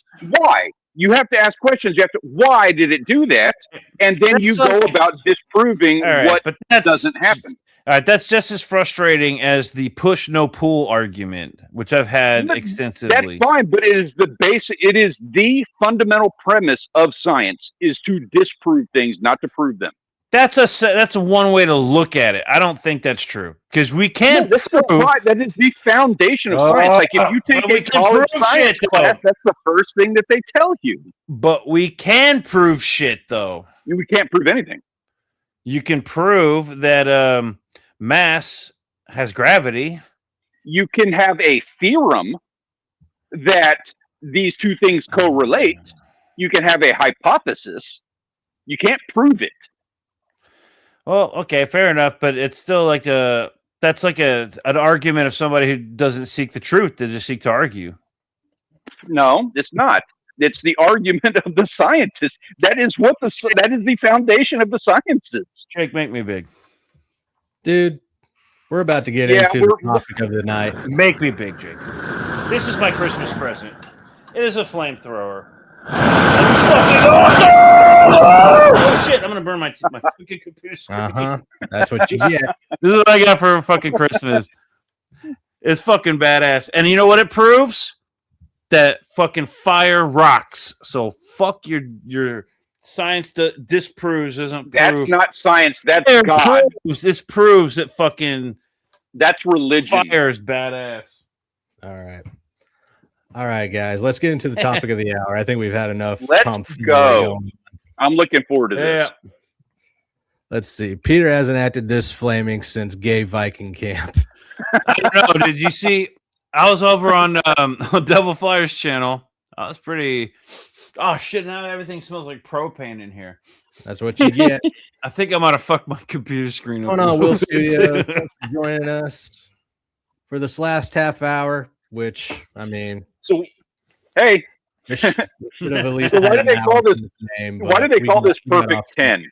This is the first stream back, so of course we're going to be a little hectic. But here we go. We're going to be talking about Perfect 10. I've got issues 1 through 3 here with me. Hell this yeah! Is all getting ready to help promote the Perfection Collection taking place on Kickstarter. The link is in the chat pinned at the top. And I don't have issues 4 through 6. 6 is still being made, but it's getting ready for the trade paperback collection.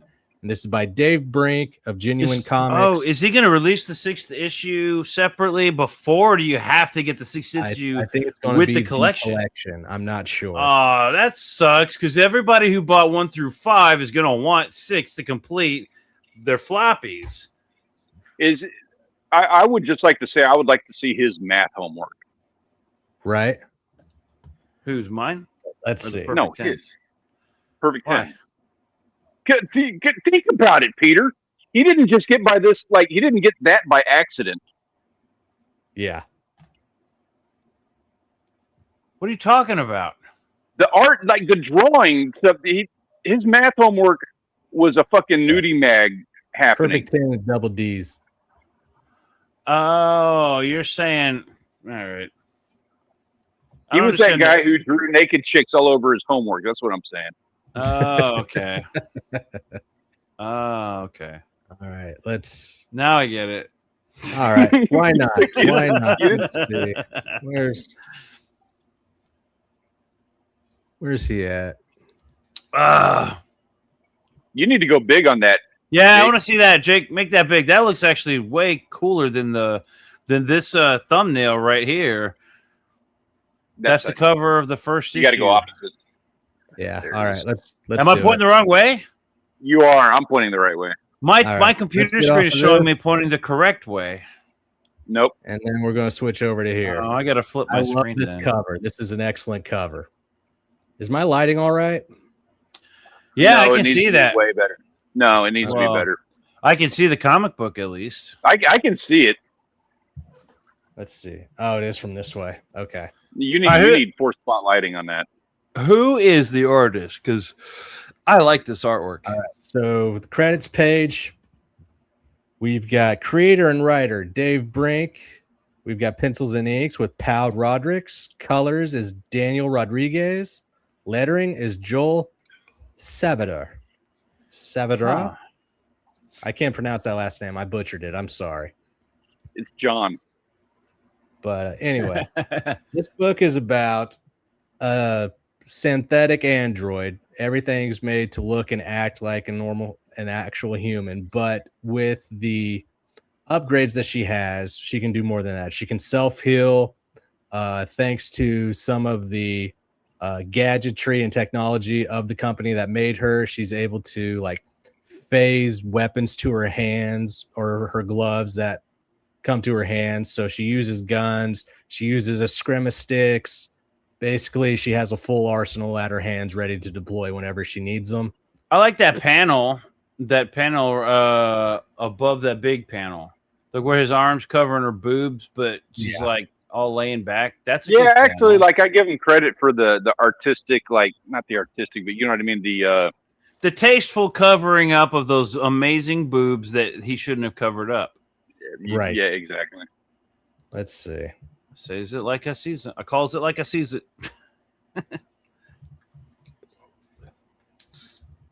What's that guy saying? No time.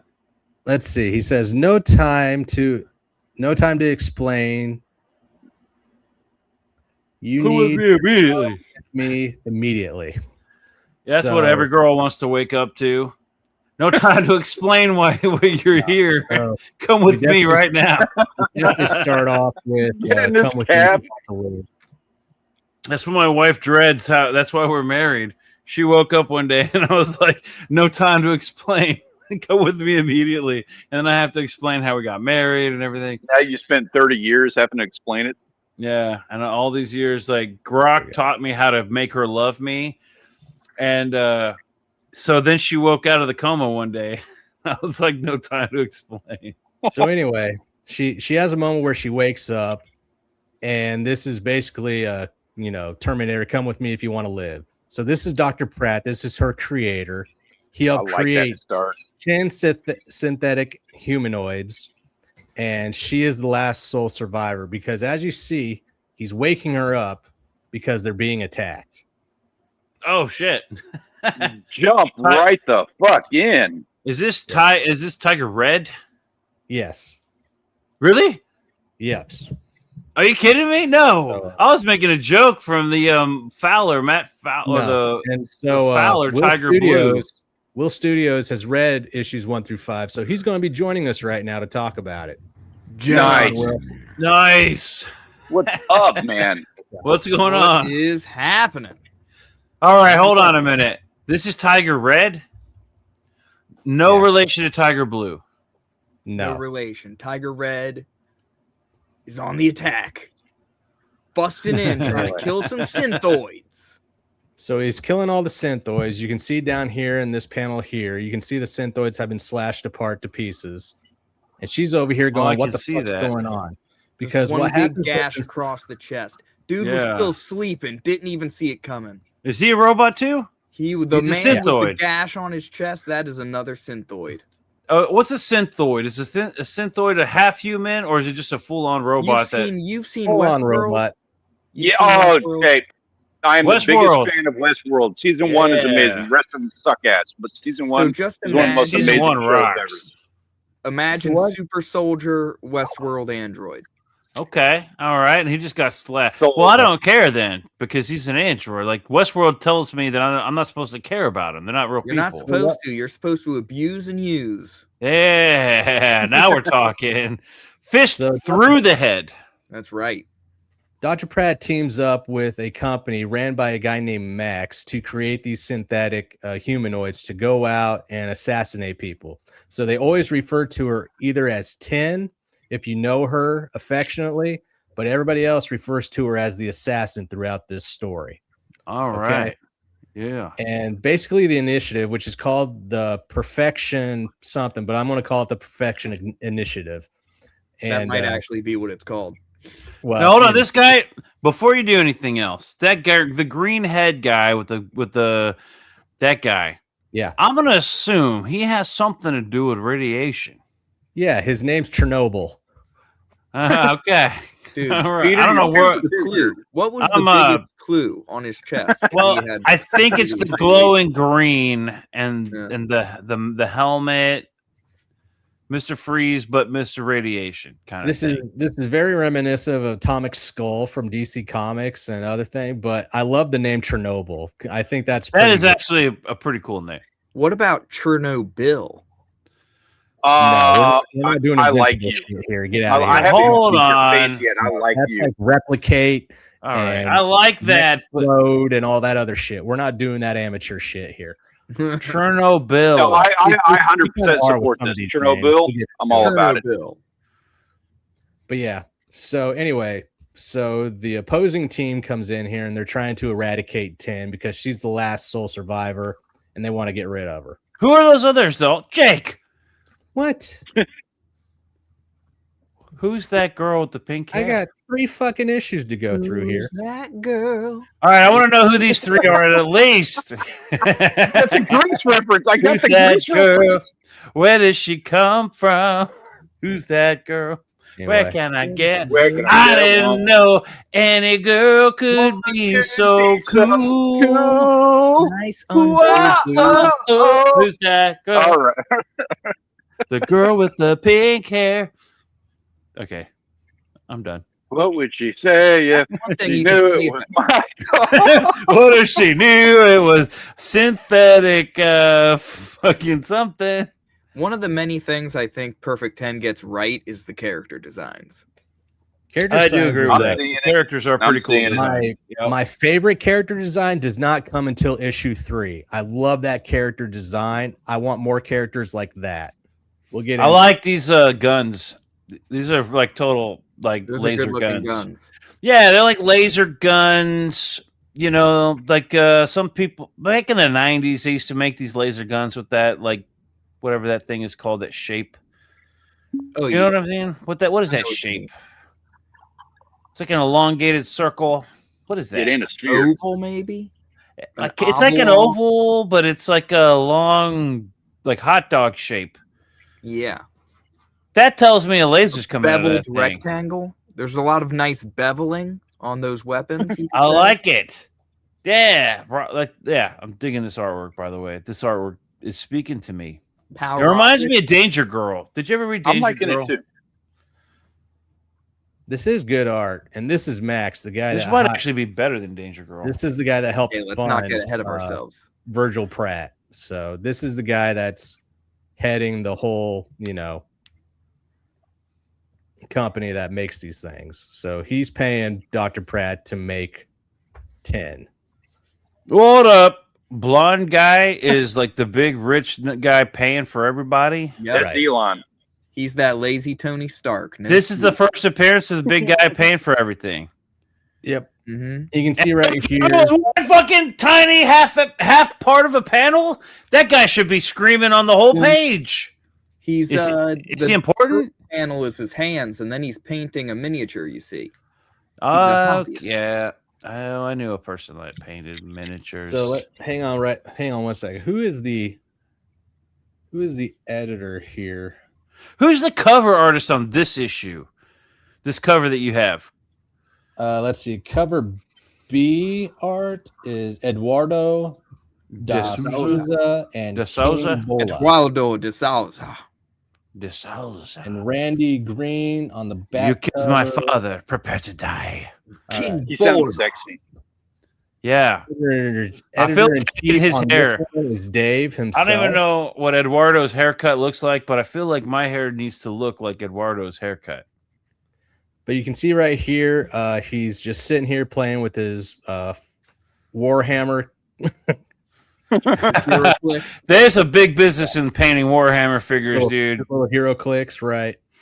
And suddenly he gets a call from the president because I like that though. They're hearing of people infiltrating the company and destroying all the synthoids. So they're sitting here and they're trying to escape and everything. She has no idea what's going on because every time a synthoid comes back from battle, they erase their memory. So she's having amnesia and wondering what the hell's going on, hearing that she's being called an assassin and she doesn't like it. Oh, like West. Okay, yeah. Like in the West world, they get repaired and then sent back out, and they don't know who the hell they are. Yeah, and this is a great. I like that right here of that's action. Cool. I love this shot right here. Yeah, that's a cool shot with her shooting the guns. That man, I would have made that bigger, but that's a cool shot. That's a cool panel. Yeah, using this. Although I like that the Chernobyl guy's his pose right there where he's just blasting shit. That's a cool pose too. Yeah, this is a good page. I like that page. It's a lot of great art, man. But yeah, so they're trying to stop her and everything. And it starts going back and forth whether they want to kill her or capture her. It starts working both ways for the people that are trying to kill her. Because when you start getting into issue 2, now they want to erase her memory and have them join them because the bad guys, well, assumedly the bad guys of this book believe themselves to be the good guys. And there's this big fight going on whether or not they need to be controlled or need to be left alone and be part of their own all right people. That very much like X-Men with Magneto and Professor X in that aspect, that you have a good dichotomy. Two sub parties within it that say leave us alone, and then another side of it is like let's go destroy these people. Jake, that guy's in the middle panel on the left right there. Yeah, that's Dr. Pratt. Okay, that middle panel, that's the face that I make when I realize I can't erase her memory, and she's stuck with the memory that I gave her the day before. Well, see, that's coincidentally the night before. This time around, he decides that he's not going to erase her memory anymore because I know that's the face he's making because that's exactly the face I would make when I realized, fuck, I have to leave. I can't erase her memory. She's going to remember that shit. See how emotional she is by everything that's going on. She has no idea who she is, what she's done. All she knows is that people are after her and she was created to be used. And she has to remember me the next day. Not to fucking flip out. You know what I mean? That's the face they make. Fuck, you know how many girls I wish I could just erase their memories the next day? God. All?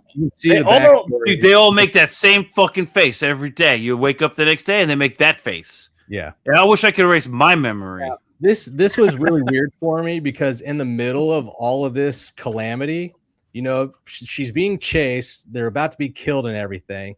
And out of nowhere, just to get the exposition out of the way, they pause and have this whole spiel of the past of where his wife dies or is on the brink of death. So he's creating the synthoids to try and get it to where he can upload her mind into a synthoid. But the technology to do that hasn't come out yet. So he wasn't able to save his wife. So he makes a deal with him to go into this and create more synthoids for a different purpose project. Yeah. So you can see how he's created all these ones, and these are the same ones that died at the beginning of the book. But yeah, that's basically the exposition that's going on here. Is just like kudos to the colorist. I was just going to say the same thing. Yeah, that normally I would, if I was going to color it, I never would have thought to color each tube differently. But that does really like add a lot of like I don't know what do you call it. It's not so much depth, but it gives that whole page contrast. It gives it some color, some splash. Something, yeah, it makes you want to look all over the page, which is cool. That's what you want people to do is look all over the page. So it's very similar to X-Men or My Hero Academia or any of those books where everybody just has like a random ass power where it changes their form, or it gives them huge hulking powers, or they can like phase through walls or have like I want big tits come out of them and stuff. So there's a lot of powers being used throughout all 3 books. Like it keeps changing up. He keeps throwing new characters at you with new powers. It's really cool and really is refreshing to see. But at the same time, I can't remember one goddamn name to help me. But would you rather be Lady Deathstrike with tits and claws, or would you rather be Jubilee? Well, I'd rather be Jubilee. I mean, first, I'd rather be the person on the opposite side so that I could enjoy them. Or Toad. I want to be the person with them. I mean, yeah, Toad. How about Toad? You would rather be Toad or like Lady Deathstrike? Toad. Yeah, because Toad could enjoy them. If you're Lady Deathstrike, then like you don't even get to look at it. Well, like, bro, I'm just saying. I'm not accusing you of wanting to be a girl or anything. It's with tits and claws. I was just throwing it out there. I think you just be at the bar and casually lick your elbow. You know what I'm saying? And this action shot right here of the big explosion. You can lick anything with really that good too. That's right. Not to interrupt the conversation, yeah, no, I like that. Enjoying the comic book, yes. Yeah, me too. And Jay, keep talking because I appreciate. That's a cool panel, right? Both these pages are cool. But that page to the left with the sunshine and all that shit, I actually like that one. The Kaboom's cool, but where they escaped. But she still doesn't know everything, but she does show concern for the one guy that was trying to help her out. So there's a little bit of mistrust there, but at the same time, who else does she have to hold on to? It's kind of like Lilu. Like she doesn't know exactly who she is or what's going on, but she knows. Yeah, she's like powerful and she's trying to be protective. It's like a Lulu thing going. I don't. Lulu is fucking. But, and then at the back of the book, you get the bonus section with the pinups that weren't used for the covers, and these are some really good art pieces. Yeah. Like I love this outfit. I want to see this come up in like one of the next issues. What's the same outfit? It's the same outfit, but I like the coloring of the black with the blue detail. Yeah, it's definitely drawn pretty good. He likes the way I like the one on the left. I like the full panel better, but I like the outfit on the right better. Right. I like the gold pieces are hugging. You know what I mean? More than they are in the other. Oh yeah. So So I'll be honest. This first book didn't really entice me. It was a fun read. It was a good read. There were some misspellings in some words and everything, but I can't say anything. My first issue had a lot of misspelling going on because I didn't hire a fucking editor, so that's on me. Well, Dave is Scandinavian or from Denmark. Well, at the same time, I can forgive that. I can be forgiving of that. That's why you hire an art editor, and then But this is a great cover. This cover is what got me into it, and then the art itself got me into it. And then I'm glad I got issue 2 because that's where it starts really ramping up. So this whole first issue is just them trying to escape the building where she was being held, and then the bad guys coming after her and finding out that Dr. Pratt's wife died. He's working with another man named Max who's funding the whole project. And then Max gets a call from the president because she knows some tomfuckery is going on at the facility. So that's where we end with issue 1. I do like that cover. Facility. Then I'll get off of us so we can. No wonder your computer's always fucking up. I see your Intel Core processor right there. I'm just kidding. Shut the fuck up. Don't talk about my laptop. I just QR coded that thing on the thing where it says scan. Bro, come on, bro. You can do better than that. So issue 1 Oh, Corey Barton's in the chat. Hey, Corey. I like Corey that. Barton. Hey, Corey. What's going on, Corey? I like that it had that character moment with the doctor. I just feel like it was misplaced right there in the middle of trying to escape everything. That exposition was that flashback thing. I'd have been fine with that if it was a little bit longer, because it felt a little bit compressed. So having that in the middle of a compressed thing was a little, little. Issue 2, creator and writer Dave Brink. Pencils and inks, Pal Rodriguez. Colorist Daniel Rodriguez. Same guys are back for this party. This time around, editor-in-chief is Dave Brink. Color flats is Keurig Maximilian. Back cover is Pal Rodriguez. And I like that back cover. That's awesome. That should have been the front cover. Yeah, who is that? That's a cool piece right there. I guess I should blow up again since we're talking about the book. Yeah, dude. Wow. There we go. There. That's pretty good. I like that. I love seeing the titular character damaged in cover art. I think that's a great taste. It lets me know that you're not Mary Sue and you can actually get your ass kicked. I also like this artwork that's different than everything I see all the time. Because it seems like there's like this, what is it called? House art. Mm-hmm. It's like everybody's doing DC quote unquote house artist shit. And I'm done with that, man. So yeah, this guy you can definitely see some Joe Madureira. Yeah.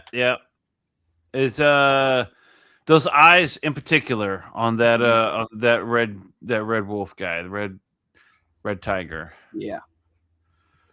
So right now, what's happening right now is that the facility blew up in front of them, and then this guy, Red Wolf, he's saying fuck because he knows he just screwed up. And this character here is Traverse. She can teleport people, kind of like Spot in Spider-Man comics, but it's like she shoots out this like neon circle aura that then has a black circle within it where people just like fall through or phase through, and she can go wherever that she's been to. She can't go places that she hasn't seen before. So kind of got a little bit of a Nightcrawler thing there. Yeah. But I like it. It's a pretty cool outfit too. I like it.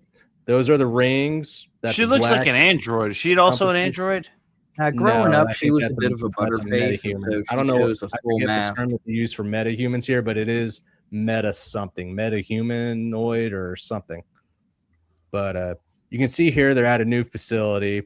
Dr. Pratt's waking up. He's wondering where 10 is. Here she is talking with this person. She doesn't like Tim because she's a killer. She's an assassin. You can see down here. They're also her boobs are more perky. That's how women think. Not either. She regrets her haircut. And then she finally meets shaved heads. Yeah. And then this right here, I believe this is Calamity. Good old Calamity Jane. Yeah, Calamity. All right, hold on a minute. Hold on. This image is kind of fucking with me. Why is it? It has to do with the design of the costume and not okay. On the calves. Mm-hmm. Something about the way the line work is on that is fucking with my head. Yeah, he needs to redo the bottom half shins look inverted, but below the knees, like that, whatever's going on there. Both those calves seems to be aligned. Got broken doll syndrome. Like reverse imaged, because that's fucking with my head right now. Looking at that, I can almost not even see legs. I see I feel like I'm tripping balls when I'm looking at that. I get what you're saying. You're saying that the meat of it needs to be flipped behind the shin. It needs to be flipped, like reversed, or like just aesthetically, whatever reasons. I feel like it needs to be either flipped, or something. I can't see it very well. My eyesight is and I'm looking on a phone here and everything, but it looks to me like her, stage right, her left leg, that whole leg is out of place. It almost looks like her legs are broken because of the design of the costume. Like the drawing's fine. The design. I'm not trying to knock the artist. Somebody the design leg up there. The design is making me think that her legs are broken. Just based off of that. Anyway, so she's disappointed in the outcome of his mission of capturing or killing 10. So a character called Mute comes over here and takes away his powers. So this is Mute, making it where he returns back to being a normal human.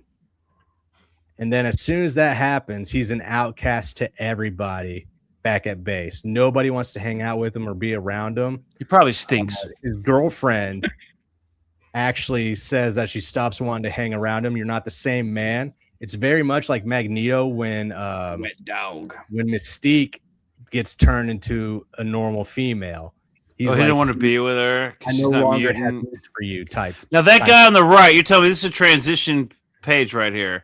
The guy on the right is what he could be, and the guy on the left is the dirty, stinking, like ginger fucking stepchild that stinks that you have to take care of because somebody dropped them on your doorstep. And nobody wants to hang out with him? Big surprise. Yeah. So this character down here, small character, but he appears a lot. His name's Killshock, and he's being told to go get his crew because they're about to go to the Capitol. So the Capitol is basically that's a cool name, Killshock. I like that. And then this character is the son of Dr. Pratt. And there's this whole thing going on of where Dr. Pratt wasn't there when mom was dying. He was by her side the whole time. And he's part of like the good guy crew where he has powers and everything. And he's just telling them. I got a question. Will Studios. Yeah. What is your involvement in this project? In Perfect 10? Yes. I read 5 issues of Perfect 10. Okay. And I have spoken with Dave Brink. You're not like involved in the creation of this project. Negative. All right. What I'm curious about is at what point did we go from androids to superheroes? Because I know we had like villains that were a little bit enhanced, but we're talking about androids, so maybe you'd have a villain that's slightly enhanced. It could be that they were, biomechanically enhanced, but now we're talking full on superhumans. Mm-hmm. And I'm like, where was the transition? I feel like I missed it somewhere. You're dropped into a world of superhumans, but you are in a facility that was created to produce assassins, these synthoids. So like, the heroes, the superpowers were always there in this world. Okay. They never addressed. There was never any scene where it's like in year 1985. I feel like it was just now dropped on my lap. Like I didn't think that we had mutants, but I didn't think we had superhumans until just now. Well, that's this is you're kind of thrown into a world that is already very much alive and has a history of superpowered beings. Yeah. Okay. All right. I'll accept that. That. Go ahead, Jake. Sorry for interrupting. I know I derail all the time. Well, you say that, but Jake stews over this shit for weeks. Yeah. That's because I'm trying to do a review of it. That's why he sends me post-stamped fucking letters in the mail. He doesn't even use the internet. I get letters all the time in the mail with stamps on them. He had to have licked that shit. And they're like, Peter, I'm very disappointed. I'll tell you what, when I do a Grody review of your book, it's going to be 2 minutes long. No, dude, make it a whole fucking episode. Yeah, Jake, we're going to go to town. Y'all better. We're calling everything AI. We're going to knock the shit out of every leg. Tear every fucking hatch mark that I have apart, dude. That's what I'm saying. Now, you said your favorite character design comes up in issue 3, you say? Yeah, this is issue 2. Yeah. This is the page where my favorite character design pops up. Is it that girl in the purple? Mm-mm. Is it the girl that fucking with the shit coming out of her neck? There she is. That green tiger. Oh, the camo girl. Cami girl. Yeah. The green tiger cami looking girl. To be honest, if I was being honest, the weird fucking fat girl with the shit coming out of her neck is the most interesting person on that power. Page. She's got a cool power. Mm-hmm. She shoots basically molten fat at her. Yeah.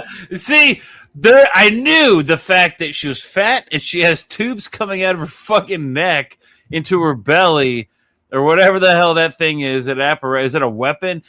I don't know. Blob style character. The fact that her name's not Cellulite lost points. Like I automatically went I see this girl in the front, in the foreground. I see some weird rando dudes in the background, but my eye instantly goes to the fucking tube neck girl, and I'm like, no, my book does not completely rip off, not completely projectile reptile. It doesn't completely rip it off. Where's Peter's book? I don't know. We call it enhancing it. I haven't put it out yet. I've been working on it for a minute. I post doodles and artwork, but my book is still in the works. Mo Big says it's a dude. The tubes are pumping him full of estrogen. We gotta have little tidbits of modern politics in comics, I guess.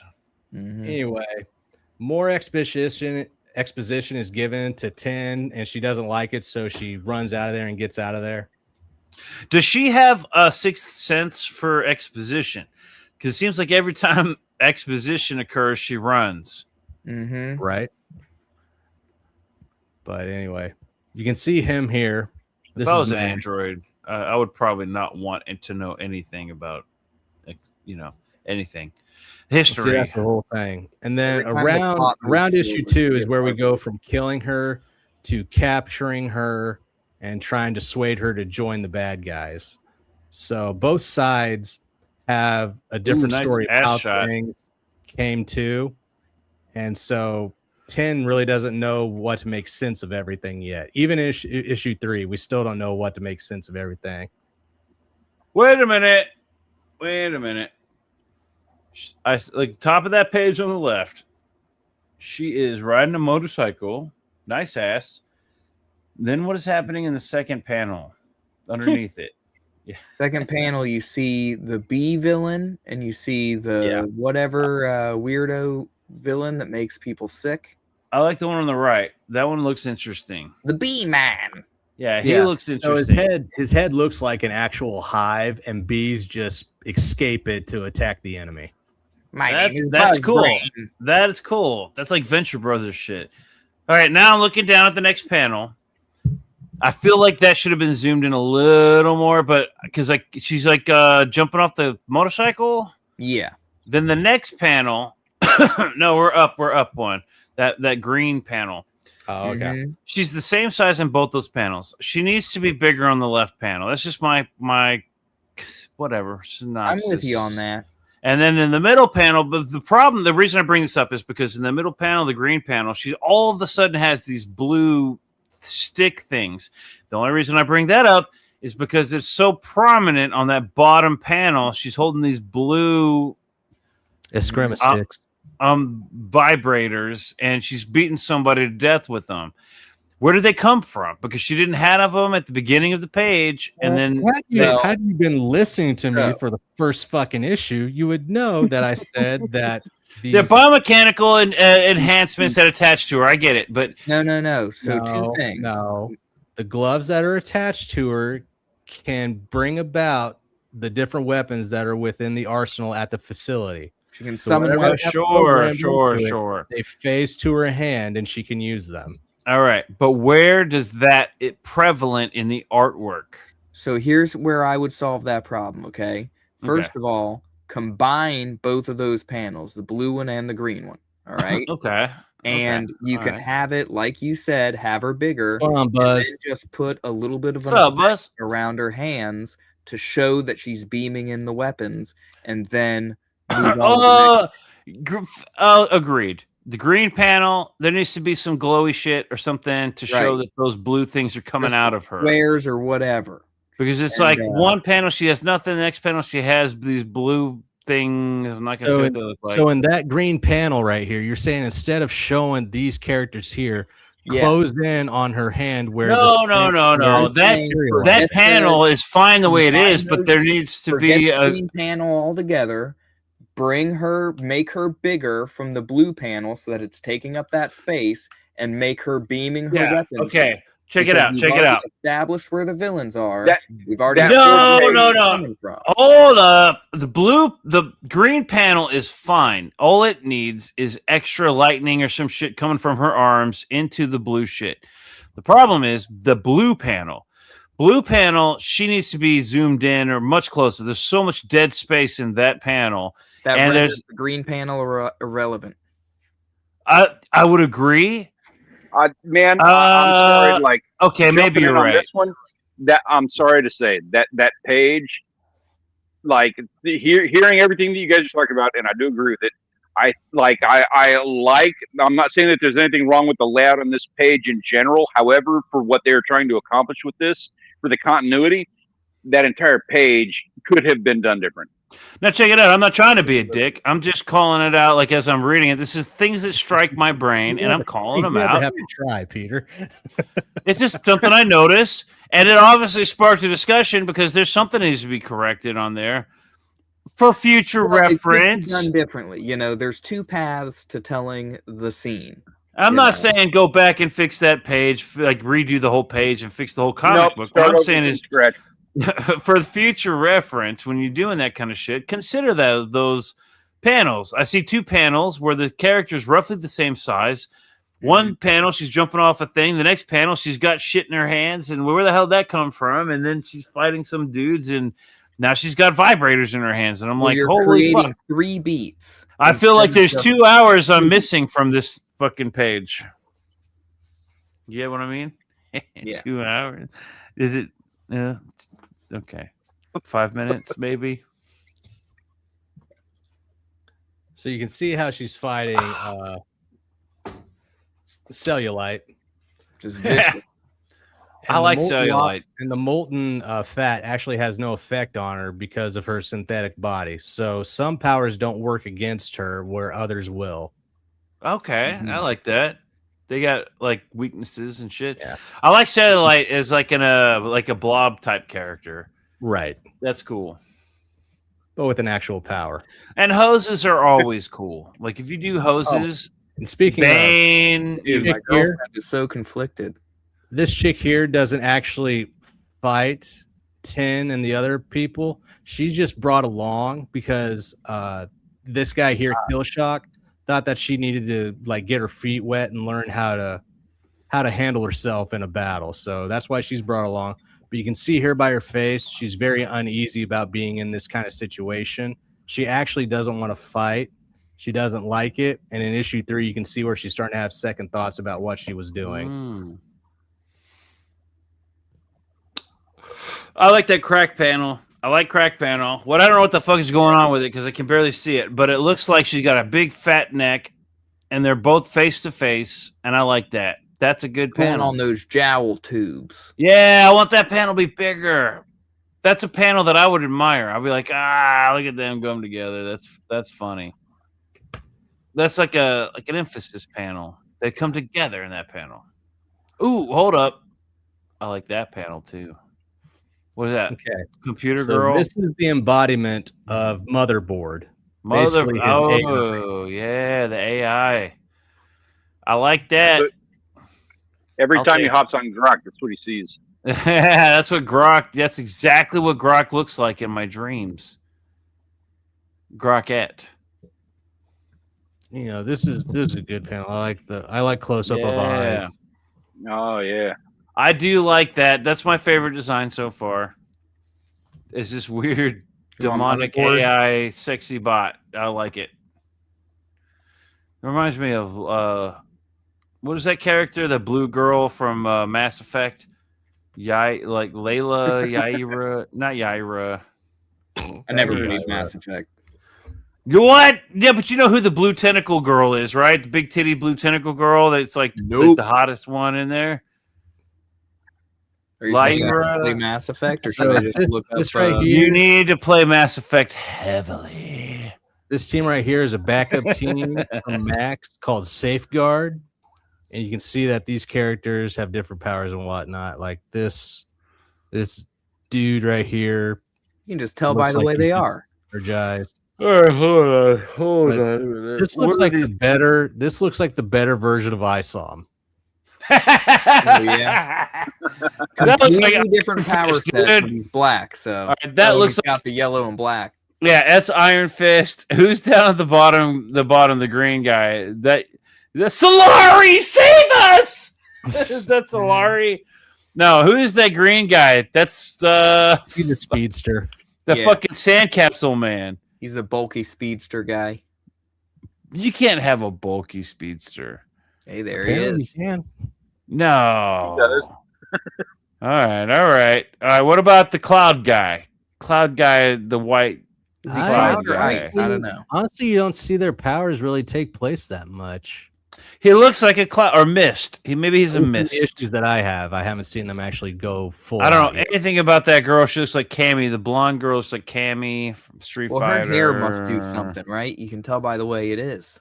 So she's there's a blood rain. What was that character that used to whip people with her hair in the video games? Oh, I forget her. The Inhuman lady. That redhead, she had like the long hair and she could like rip people apart. That was like a PlayStation game. I believe you. That's good. That's a smart thing. That's actually not smart. You can see right here, up here at the top, after the encounter in the streets, 10 gets injured and defeated, and then Traverse, the one that we saw earlier in the white and neon pink, she makes her portal, and all the bad guys escape with 10. So they take her back to the capital too. Oh, yeah. But you can see how they left behind Will's favorite character. My girl. I like that panel. That's a really good. Yeah, I do too. Where'd you go? Where'd my team go? They left me. Yeah, that's cute. There's some emotion in that one. Yeah, she's cute. It's like, oh, girl, I'm sorry. Come with me. Come on, let's go get some cheesesteak. Most of the facial expressions in here match up with what's trying to be expressed. Oh, you know what? I see when I hear. Hold on, go back. That green guy, the bottom right. Yeah. Come with me, Spider-Man! Like that's Green Goblin from the fucking. That's Green Goblin. Moving all right. And then you can see Dr. Pratt here just looking in horror at all the damage that was done within the city on the street. Oh, that the city street does look too. That's not 3D assets right there at all. And then we got some more cool art. I love this. Oh, yeah. Hey, I'm glad you pointed that out. That reminds me of the Batman animated series right there. Yeah. Oh, yeah. There you go. Like a Bruce Timm. Yeah, that looks good right there. I actually really like that piece. You know what? Growing up, I never appreciated that artwork as much, but around my late 20s, somewhere maybe mid 30s, I really started appreciating that artist for the animated series. When you see what they're shitting out nowadays, you know, something like that cartoon series, you never realized how fucking amazing that artwork was. And this encapsulates that. I like that. And then that's the final piece here. And then he's showing off his other projects that he has going on. Power Trip. Wait, are these other comic books that exist? And then Dream Girl. Yeah, these are other comics that he's made. Power Trip is. I like that he does that. Yeah, Okay, Dream Girl that's a pretty rad cover. That's like She-Hulk. Yeah, her ass could be a little bigger. Well, her ass is not facing in the right direction, but that's fine. This is a really good one too. If you look at that girl's ass, I could break it down anatomically. That's got Chun-Li vibes. Destroy that image for you, but it looks good, so I'm not going to. Let me put that up and get me out of here for a second. But yeah, what are you guys thinking of the art so far? Right. I'm digging the art. The story's it's good. It's good. I feel like if I was reading it, let's say this was on the shelf in the comic book store. Now, you know me. I need something that I need something that picks me up, that draws me right off the bat. I need some action. I'm gonna flip through a book and be like, okay, this looked like something I want to read. I need something that every page I'm looking at is like, holy crap, I need to know exactly what the fuck that is. And then I flip a couple pages and I'm like, holy shit, that's crazy. I need to know what that is. If I'm looking at a book and I see a couple of pages that are like, I don't know if I care about what's going on this page. That's like most DC books. Ouch. Yeah. Well, here's the thing. DC, this is what I've learned recently. DC actually has pretty good stories, so you can't necessarily count a book by the pages, right? Like, you can't just flip through the pages, because sometimes the story is actually a lot better than what the artwork is suggesting. Whereas Marvel used to suggest that based off the artwork, that the story is way fucking better than it actually is. Hence, Jim Lee's X-Men #1. That story, the artwork is phenomenal. And for decades, I fucking loved that book. It was one of my top comics. But when you actually break it down and read that comic book, the story is not that great. Sorry, it's not. It's really not. I hear you. My 2 cents on this, like my thought on this, just real quick, is like, I wish, and I understand the physical restraints of this, but I wish there had been double the amount of pages in each of those, because it felt like some of the stuff was skipped over. I feel like there's a great storyline here. But I feel like it's been like some stuff has been cut out, and that's not a bad thing. Like, you need to do that. Like, the reader has to have that ability to like put one and one together. Just for you, Mo. Well, so far, but I could have totally handled twice as many pages. So far, 10 has been basically a vehicle for us to understand the world that we're living in, right? Yeah. It's taken. There's been a lot of world building. All right, now here's the thing. I'm all for it. I'm all for that. Were these books individually crowdfunded? I believe so. How much? At how much per issue? I'm not sure. Because if these are anywhere near the $20 range we typically see, and I don't know, because I don't know. But if we're looking at a standard floppy book that we've been paying $20 for, and it takes 3 issues, that's $60 before we get the story going. That's a problem we had with another series that we read. That's a big problem, because I've been reading Fiendish, and Fiendish is actually oversized, and it's actually like you get your money's worth with Fiendish, but after 2 books, I'm not intrigued enough to care about keep going. And to a lesser extent, because I still kind of care, and Glorious Rex. And Glorious Rex was a book that I was 100% behind. I bought the supplementals, I bought that book, but by the 3rd book, I don't know if I care anymore. It's been a couple of years. He's on time. He's Shane. I'll give him that. His books are on time. His books are a little bit thicker than your standard floppy. But after a couple of years with all this stuff, I don't know if the story has gotten to a point where I care to keep reading it. That's the problem. It's like, if the problem with crowdfunding is that your stories either need to be thick and they need to be like something that'll keep me going for a couple of years, or you need to get that story moving or something. You got to keep people going over the course of years rather than months, right? Mm-hmm. You can't produce books every couple of months, so you need something that's going to keep people going for years waiting. Cyberfrog has done that for the past, I don't know, 8 years. How many years now has it been? 6 years, 5 years, 7 years? But it's getting close to the point where I'm like, I will give Ethan this. He has now started having other people create side stories and do stuff to keep the interest going for Cyberfrog.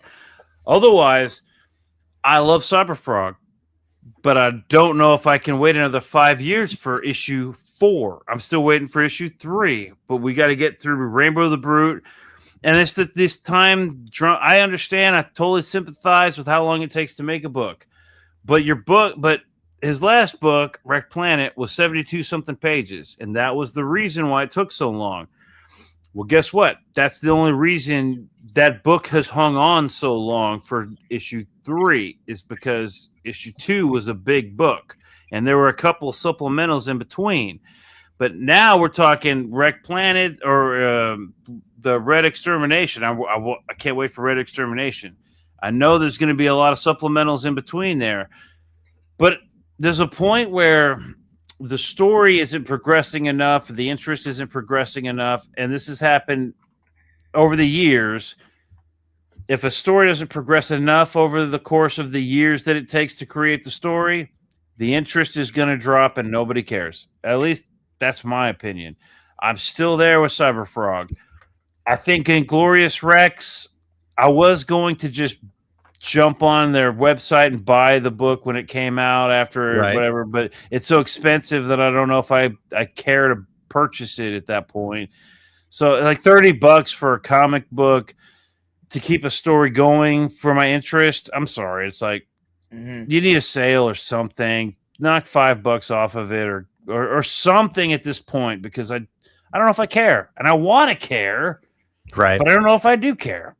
Well, that's a challenge with the crowdfunded books and everything. And like, as a creator at that point, it's like, okay, if I'm going to take more than a certain amount of time, I got to put effort into recapturing people's attention, because there are going to be plenty of people, like you said, like they tune out because it's like, you know, you're not going to be thinking about Cyberfrog or Inglorious Rex. You know, it's not even going to be on your mind. Are you going to be interested in the next issue? You know, I'll be down if there's a new thing, well, at least once a year. Cyberfrog has had multiple things every year. So I'm like down. Even if it's a reprint of an old book, I'm kind of down. Like, I like that old Warts and All book. That thing kept me going for a long time while I was waiting between Blood Honey and Wreck Planet. Now they got Wreck Planet out. I'm waiting for, you know, Red Extermination. Well, we've already gotten 2 books now, and he's currently doing 2 more books in between. So that's a good way. We're helping them build a library, right? So like, you are going to have a different experience than the future Shane Davis fan who is going to, Inglorious Rex has 3 issues out. Oh, yeah. Waiting on a 4th one, you know? Definitely. Yeah. So and I'm not discouraging anybody, for any future people, from reading these books at all. Future people reading these books. Perfect 10's got the 5 issues out now. Yeah, that is, but okay, but like I said earlier, the 6th issue is solely in this thing. What about people who are collectors who want? Are going to. He's going to make issue 6 available. I hope. In addition, I'm pretty sure. I mean, you know, I don't think Dave is okay. I can look at Wolf and Batsy, where they had all these multiple series through Alterna. Now, I know Wolf and Batsy was published before Alterna, and I can actually go find those books on eBay or find them somewhere and buy those books. He is now being published after Alterna Comics, but I have a very extensive library of Wolf and Batsy through Alterna, right? I would love to have completed my Wolf and Batsy collection through Alterna. Now, maybe it wasn't financially viable for him and whatever. I'm not knocking him for that. However, Can't Kill Cade was a 4-issue miniseries through Alterna that canceled after 3 issues. So I'm never going to get the 4th story, right? Yeah. We had a Horace H. Hoover that was, I don't know if that was a miniseries. That was just a series. But I got two issues out of Alterna, and then now I've got to go get his book separate. It's like I'm seeing a lot of people doing things, especially through Alterna, because Legends of Log is another one that I was a big fan of. Where's the Legends of Log being published? Are they even being published anymore? I don't know. But I want to see people continuing to make stuff to keep the interest going. Because if Legends of Log published tomorrow, I'd probably buy it because those books are really interesting. Keep the interest going, you know. Here, I want to let him get back to reading the book. Sorry. You know what? I don't. I want to say, Jake, don't read anymore. We're done. We're done with this. I'm enjoying it. for the record on this, and you were like hyping up like issue 3 here, and now we're finally like trying to get into issue 3. No shit, Jake. But I'm anyway, glad I waited for 5 issues. I'll probably wait till issue 10's out before I pick up the next 5. What is that character? Is it a Pendragon? What is that? The red demon girl that was like up there with Lady Death, and who is that character? I don't know, but This I like is the way they Diabolique. colored her. Her name's Diabolique. You don't know who I'm talking about? That girl, there was a whole comic book series based as like Lady Death, and then there was that red demon girl. Yeah, there was a knockoff.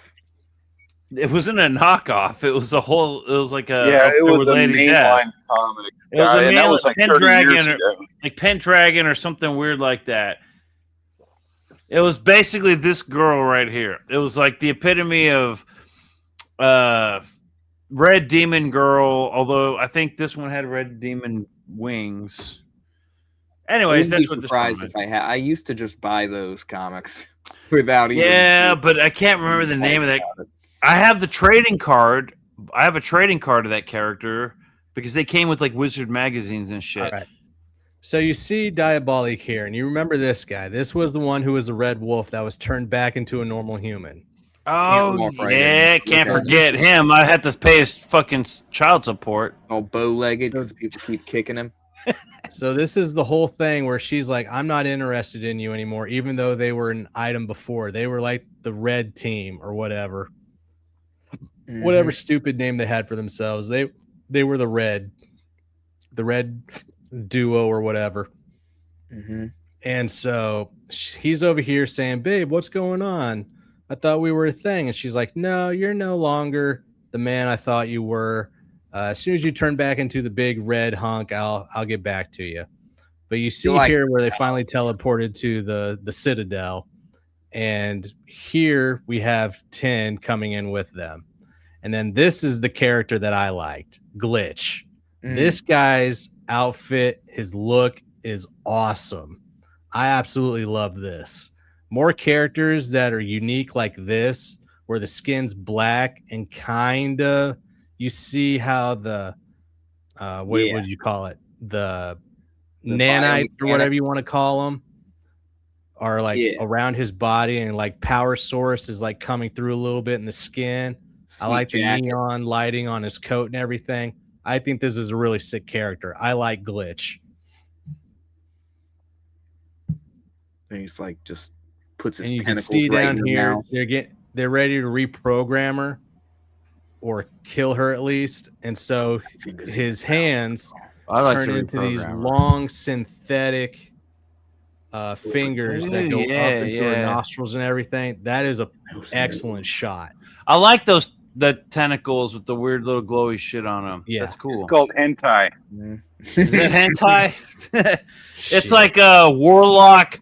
I don't know, but also with like weird glowy crystal shit in unique the fucking world. Shots like this, I want more of. This sets it apart from. There's a lot. Yeah, there's a lot of emotion and. Have you seen the latest Stranger Things? Ooh, is there tentacles in the latest Stranger Things? Dude, bro, there's so many tentacles in Stranger Things season, whatever it is. Does 11 get grabbed by the tentacles? I don't know about 11, but I know there's some weird little boy that Jack Prosobic was like crowing about on Twitter for fucking weeks. He was against it, by the way. Yeah. He was saying there's way too many tentacles going. The tentacles at first, okay. Yeah, Jack Prosobic is going way too far. I like Jack Prosobic, but he was saying that Stranger Things is like fucking like porn, like CP, because the bad guy puts fucking tentacles in some kid's fucking mouth and pumps weird shit into him. Here's a little storytelling that's a little off for me here. So right from the get-go, Glitch goes in and tries to reconstruct or find out more things about her when he's putting his little tentacles up in her and everything. And come to find out that there is a tracker inside all of the synthetic humanoid. So 10 has a tracker inside of her that the Perfection Initiative can track her and find her. So he's worried that they're going to be able to appear and get her or know where their base is hidden. So because of her tracker, they're able to locate her, right? So on the next page, they're like, oh my God, they're going to find her. They're going to find our location and everything. And she's like, I'm not worried about it. Let them come, yada, yada, yada. And then over here, Max is telling this dude that we need to locate her. Like he forgot about the fucking tracker that he installed into his own equipment. Wait a minute. Who's? Oh my God. Where is she located? You need to go out there and find her. Motherfucker. Dude, all right, this whole found out that she has a tracker in her. Why are you worried about locating her? All right, that page. Go forward a page. You're right. This is a great page. That's okay, page. And then keep going.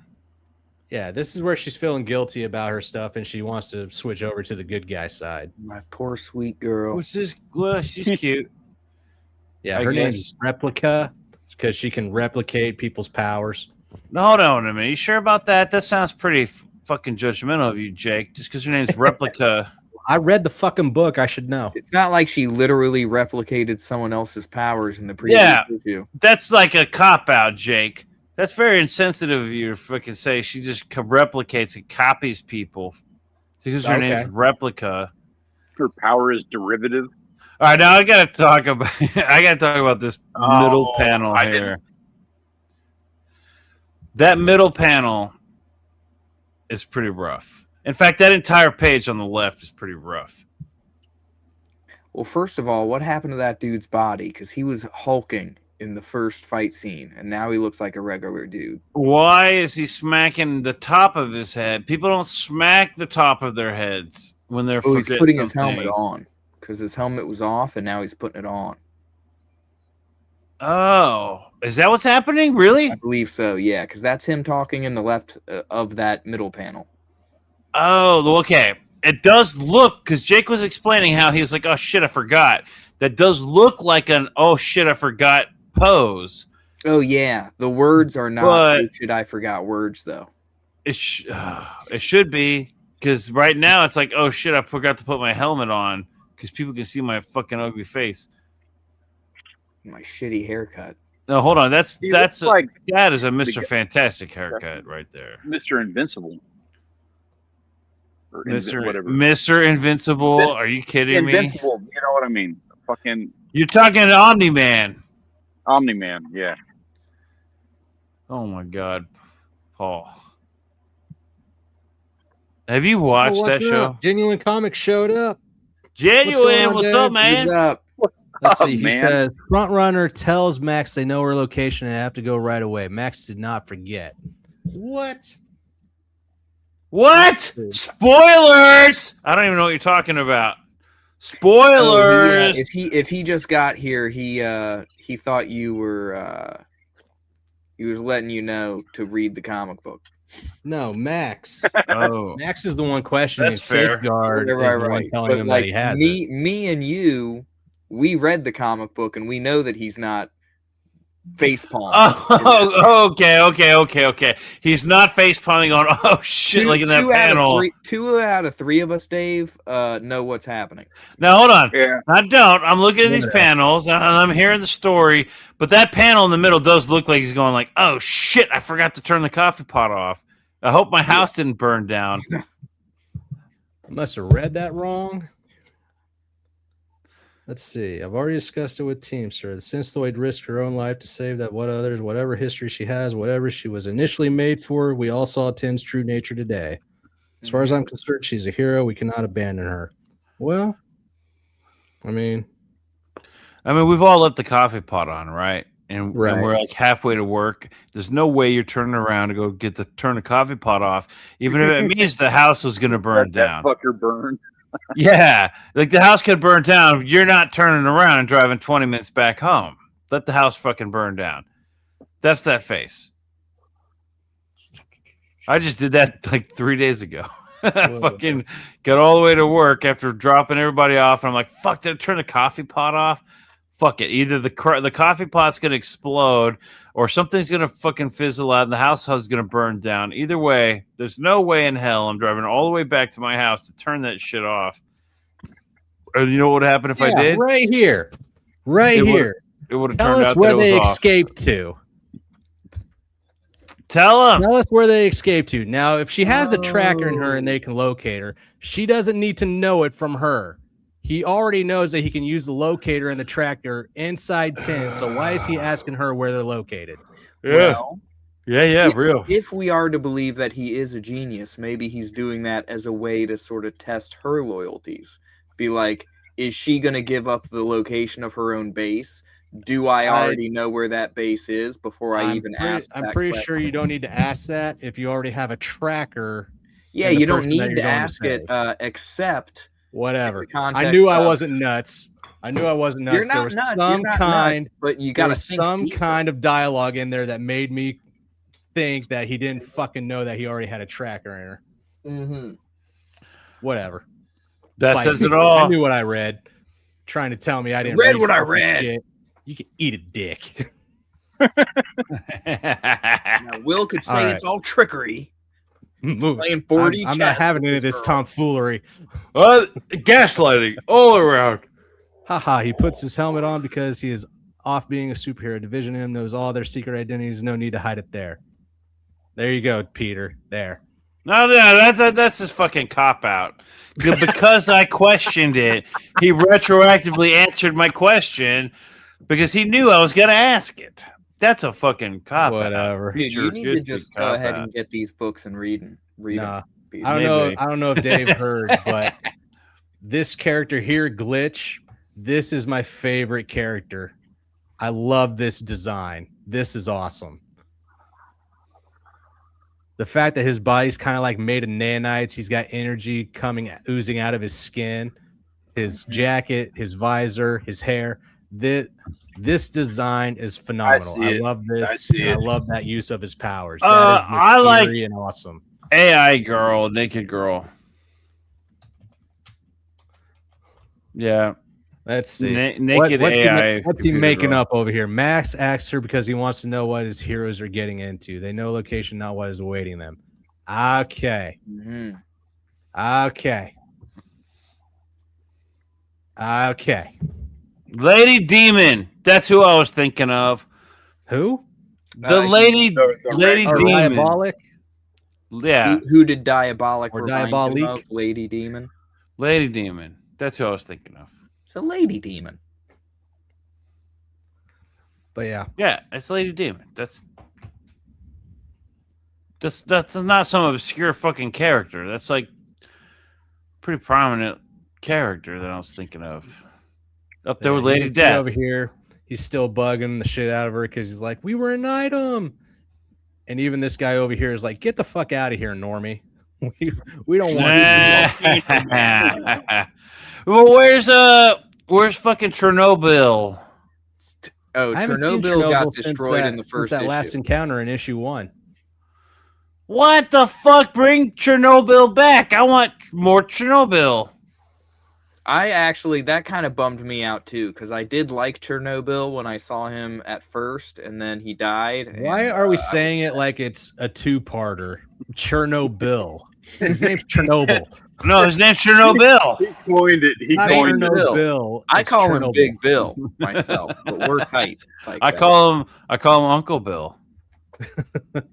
And he hands me cigarettes. We're rewriting stuff for you, Dave.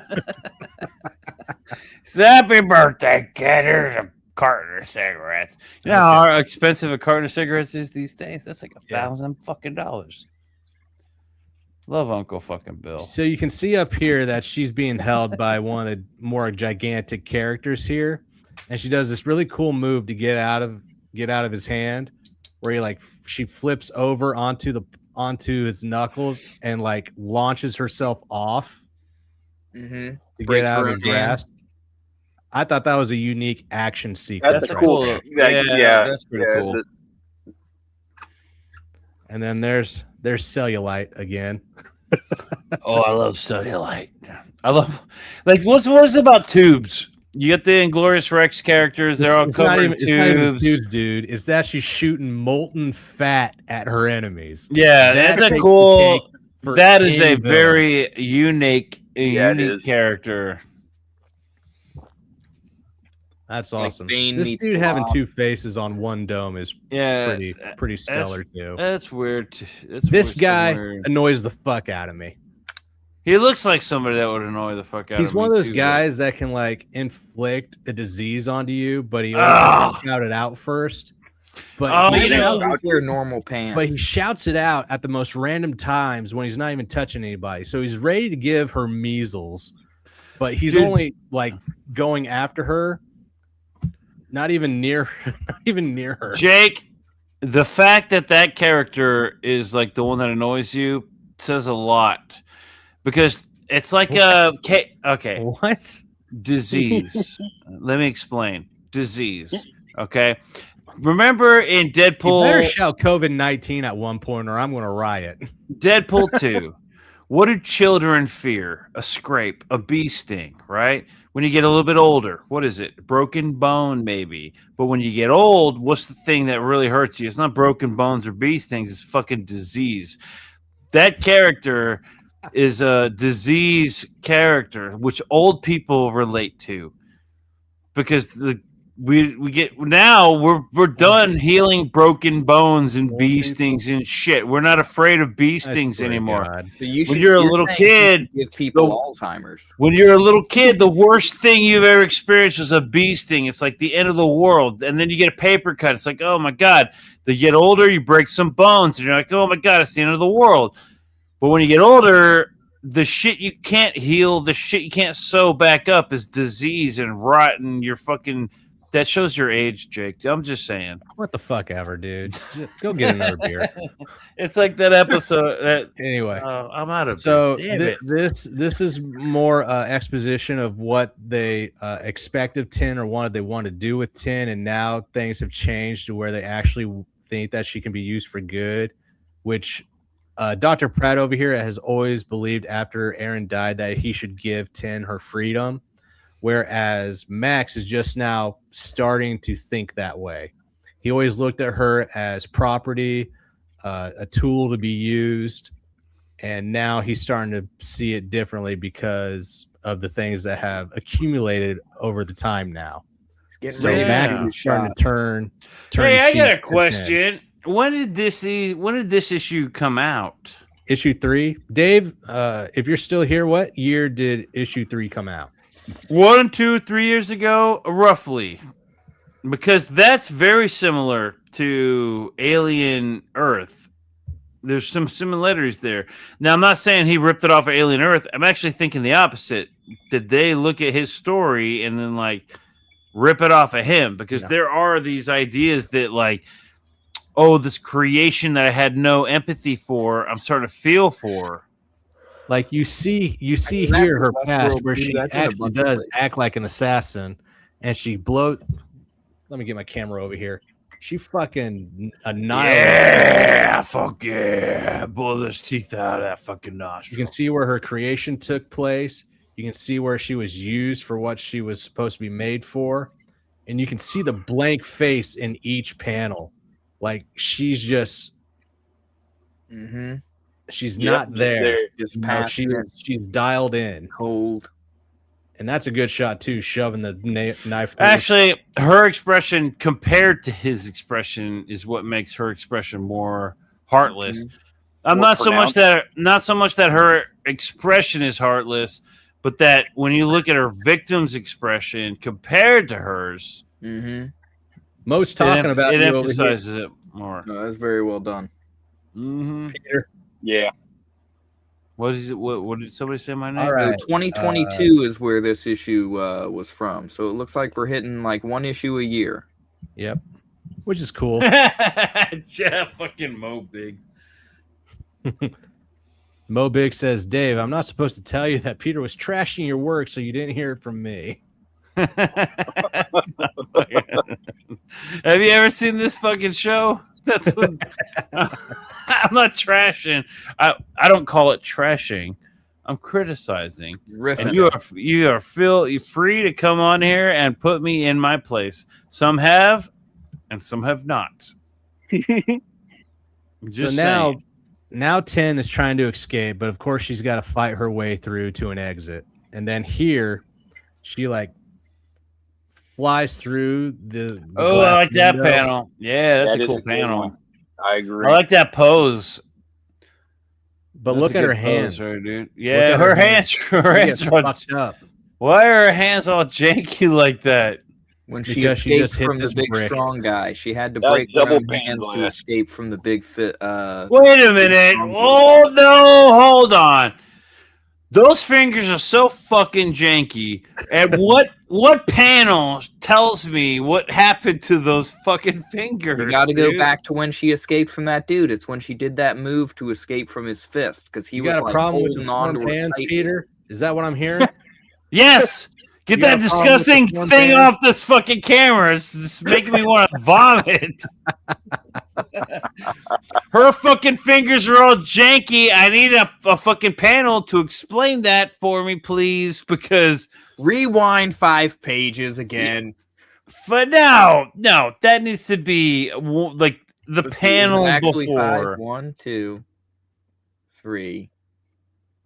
Almost. We're almost there. Oh, those no, it's because she escaped from the dude. He's holding her by the hands. Yeah, but so much force, he crushed them. Okay, that's fine. But if I'm some drunken buffoon who doesn't know or care, and I'm reading this thing, at least if he were, if you're a person who barely reads anything he's looking at, I mean, how would I know anything? You got to assume that half your readers are people who are not actually, they're going to look at that panel and go, I need some context. And like, well, the context was 5 pages before. I really want you to tell me what you really think happened in Weapon X. Do we need to do an episode? That's a good episode, Jake. I will explain exactly what happened in Weapon X. There's some weird shit that happens in there. Oh, I got to point out one thing in Peter's defense on this, and I'm going to point out one thing on this. So you got the panel on the right there where her hand gets fixed. Yeah. And there's been more emphasis and there's been more like context for the repairing of the hand than there was like when they got busted. Okay, so this I'll point that out. You guys want, if he had a panel there with like an internal shot of her fingers like shattering, like an X-ray. And I know that's a rookie call. Like I understand how rookie that sounds, but I did want to point that out. But you have to assume that your reader is drunk, and so you need the context in there to fucking give. Oh my God, I can't wait to read your book. Even a drunk, even a drunk reader can put the context together. You're asking him to give a comic book reader the compassion of a second screen syndrome. I guess, but here's the problem. You're talking. That's what I'm talking about right there. So you got a page where all of a sudden you see a panel where the fingers are all fucked up. You're not going to know if you weren't paying attention with the other panel, right? The other page, 5 pages earlier. You're not going to know why the fuck are her fingers all fucked up, right? Dude, so you imagine you're reading the story and you have this moment. You're like, wait, like actually why reading are her fingers all fucked up? And then you turn back and then you find, oh, this is where they got. I respect that. I do respect that. Now imagine this. Like, oh, that's you now imagine this. You find, and then during your reading, that her fingers are all fucked up, and then you just look a half a page earlier for a tiny fucking inset panel referring to that moment where her fingers got fucked up, and that's all you need. To be fair, you don't have to go back 5 pages. To be fair, the reason Peter found so many problems with the artwork is that his eyes have been spoiled by Pitter Patter. maybe, or 5 beers or 6 beers, but it doesn't matter. Rated Pitter Patter a perfect 10. Yeah, because it's traced. But the story is fucking amazing, so it works. If someone's hand is crushed, it should have been back to normal in 5 pages, or it's a problem. This would never happen in a quality production like Pitter Patter. Never. Well, not without some kind of like at least half flashback. Zoop Jr. You can find Peter's book on Zoop Jr. It's called Peter Patter. That's the sequel. Oh, I need to get in touch with Jeremy. Why aren't That's going to be the prequel called Peter Patter. No. So that I'm going to make a book called Peter Patter. This panel actually threw me off because I was wondering if it was trying to do something. So clear it up for me, Dave. So she goes through the glass up here, right? She lands, she thuds, she rolls, and then randomly this hand is here with some kind of like aura energy coming off of it. Oh, that's what it is. The action takes place after the hand throws up. So walls being formed in front of her right now from the character that comes up on the next page. And this guy's name is Architect. And I actually like that outfit. That's badass. The Gambit outfit? It kind of reminds me of Gambit, but it also reminds me of Soul Striker. Looks like something out of World of Warcraft a little bit, like a Blood Elf wizard. Yeah, kind of, sort of. No, it's Goldbit. Gambit Gold Gambit. It does seem like very Gambit. It is Gambit. There's no Elven Gambit. ifs or buts about it. That's fucking Gambit, but gold. Next up, you're going to be telling me that this is supposed to be Snarf. No, that's fucking Beast. Dude, it is kind of Snarf, isn't it? It is kind of Snarf. Wait, no, that looks like a Pokemon. Is he Cat Dog? No, hold up. No. Go back up. That's the fucking Cheshire Cat right there. We see like straight up. Look up. Go. Yeah. We see you. We get you. Yeah, that's cute. Go up. Oh, it's a dude. It's a dude. That's fucking the Cheshire Cat. No, nobody fucks the Cheshire Cat, okay? Are you kidding me? This is a mix between Gambit. This is like 3 entities in one. This is Beast. This is Bronx from Gargoyles, and this Cheshire Cat. Snarf. And then the other guy's Gambit meets fucking Warcraft. I'm interested in Gambit meets Warcraft. Iron Man meets fucking. That's Iron Man. He's Rasta Iron. It's Rasta my Iron Man. Yeah, that's funny. I like the hair. This reminds me of Von Coleman. That's Von Coleman. Like Mr. Miracle a little bit. Gambit, Warcraft, Gambit is fucking Von Coleman. That's a nice shot. I'm actually really glad that Dave is having such a good time here, man, because I worry when we start busting balls that people are going to be too sensitive because some people get too sensitive. You know the fucking space. Well, yeah, but Dave's good. I do like that position, that pose, that angle from that girl. Yeah. Perfect 10 right there. That is a solid position right when there. Dave needs to express something facial wise, I think it's bad term, my bad. Back again to the when she woke up. That's the expression. That's the expression when they wake up next to you and they have no knowledge and you're like, fuck, I forgot to erase her memory. That's the expression. This right here is where she starts to have her existential crisis. All right. She's just fucking flipping out right now. I like that her fingers are still fucked up. Look, as soon as I wake up, I'm running away from people trying to kill me. I'm told that I'm assassin, but I don't want to kill people. And I'm fucking tired of it. And I'm going to end it now. That's basically what's happening right here. I do like that going full on. I do like that last page, where she's all angry at her droopy mouth. Flipping her hair back. Yeah, with the face on the right there. Angry face, not the one on the left with the red background. Yeah, that's the one. I like that one. It's like, I fucking had enough. All right. And then Von Coleman's like, oh, shit! I'm sorry. Let me ride a lightning bolt. And Jericho from Teen Titans over here is like, dude, I don't really share the same sentiment that Calamity has. I actually think that we could work together. This could be a home for you. I would really like it if you joined us. I could speak to Calamity and have her look at things my way. She's more easy with me because she actually likes me.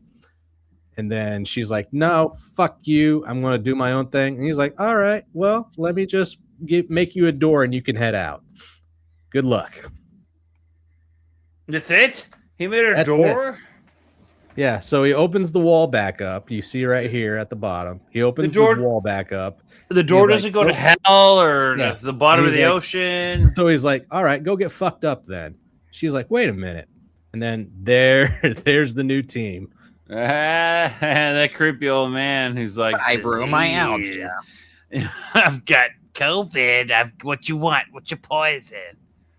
Yeah, but the thing is, COVID, SARS, MERS. We've already learned that some of their powers H1. We've already learned that some of their powers don't work on her, right? Like molten fat, cellulite didn't work on her. So when disease guy tries to touch her, it doesn't work either. But it works when she takes his hand and shoves it into Beehive's face. So Beehive gets the disease. Oh, yeah, he gets the disease. That sucks because we're losing bees. I feel like that's biased. Yeah, we need people like him to see the light. We need more bees in the world, right? More beehives. Yeah, this is it right here. I do like that idea, though. That's so hive mind. Now, the bees are all going to die right after they sting her, though, well, of course, because they sting once. We're not talking about hornets. We're talking about bees. So there's a finite number of bees. Power, so it doesn't bother her. Of course, and they all died in the attempt to kill her. All those bees died. He comes down here and he tries to give her bees nuts. I can't read that fucking word upside down. So he tries to send her in anaphylactic shock, and instead she shoves his hand into Beehive's face, and he's the one starting to throw up and get ill. Mm-hmm. Well, he's like an ugly mug anyway. Is that what fibromyalgia does? Well, imagine fibromyalgia and bee stings. Anaphylaxis. So this is that's right. That he's trying to do. He had switched it up. My bad. I read it, Will. So was it an epinephrine or some shit they need to pump into that dude's heart? 2 out of 3 read this book. Epinephrine, like straight to the heart. I read it. It's been a while. It's all good, dude. We're just fucking around. But anyway, yeah. So she snaps.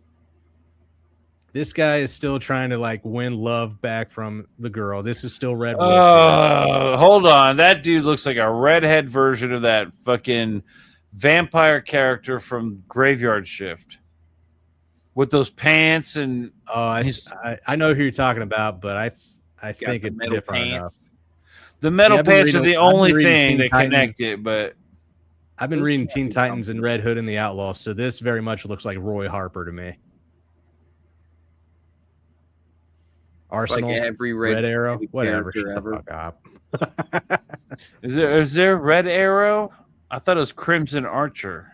Red Arrow is that's Dojo Kun, man. We leave that alone. Hold on, not the Crimson Archer. It's the Scarlet Archer is Dojo Scarlet Kun. Archer. Yes, my bad. Crimson Archer is Peter Orchard Studios comics.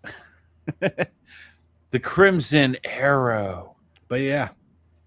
So everybody comes in after her, and she's like, all right, I'm about to bash somebody's brains in. And she does. She's fucking nailing somebody's face to the floor. Oh, I like that bio.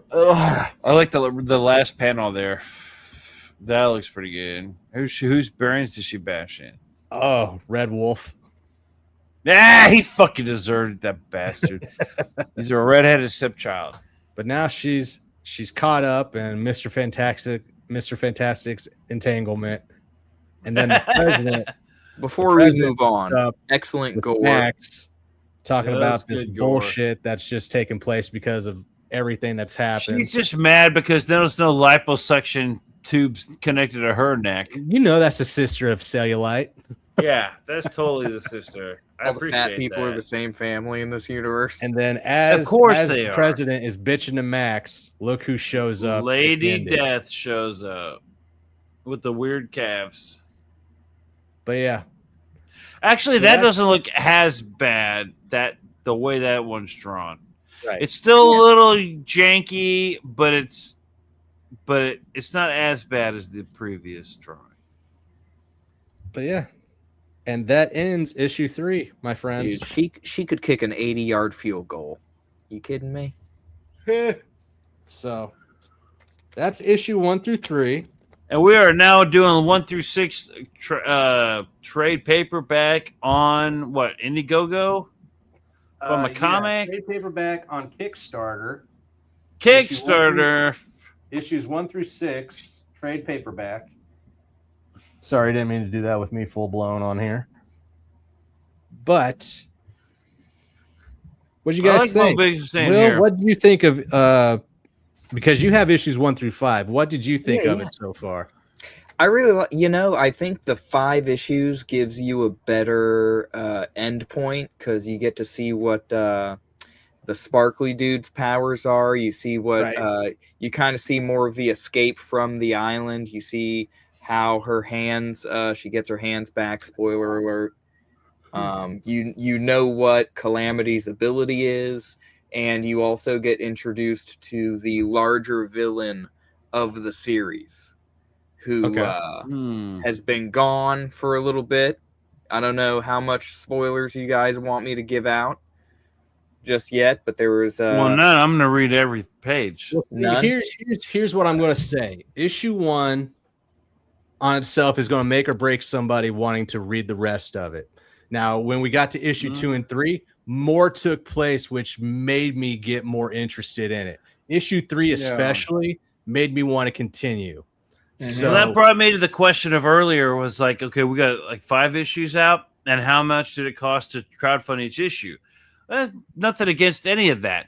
The problem is we've also got a series called The Mythicals, which the first issue was like $20-something, and then the second issue was $20-something, and I like all the creators. All those guys are cool guys. The problem was the book; it was like crowdfund after crowdfund, year after year, and the story wasn't going anywhere. So after the third issue of another $20-something book, and with shipping and everything, it's like we haven't made any progress. We've literally the entire 3 years I've waited, that story spanned the course of like 3 days. So it's I can't wait anymore. I need the story needs to be bigger. I need some progression. If I'm waiting a year for the next part to come out, I need more. So my question for this one is, how long did it take each issue to come out?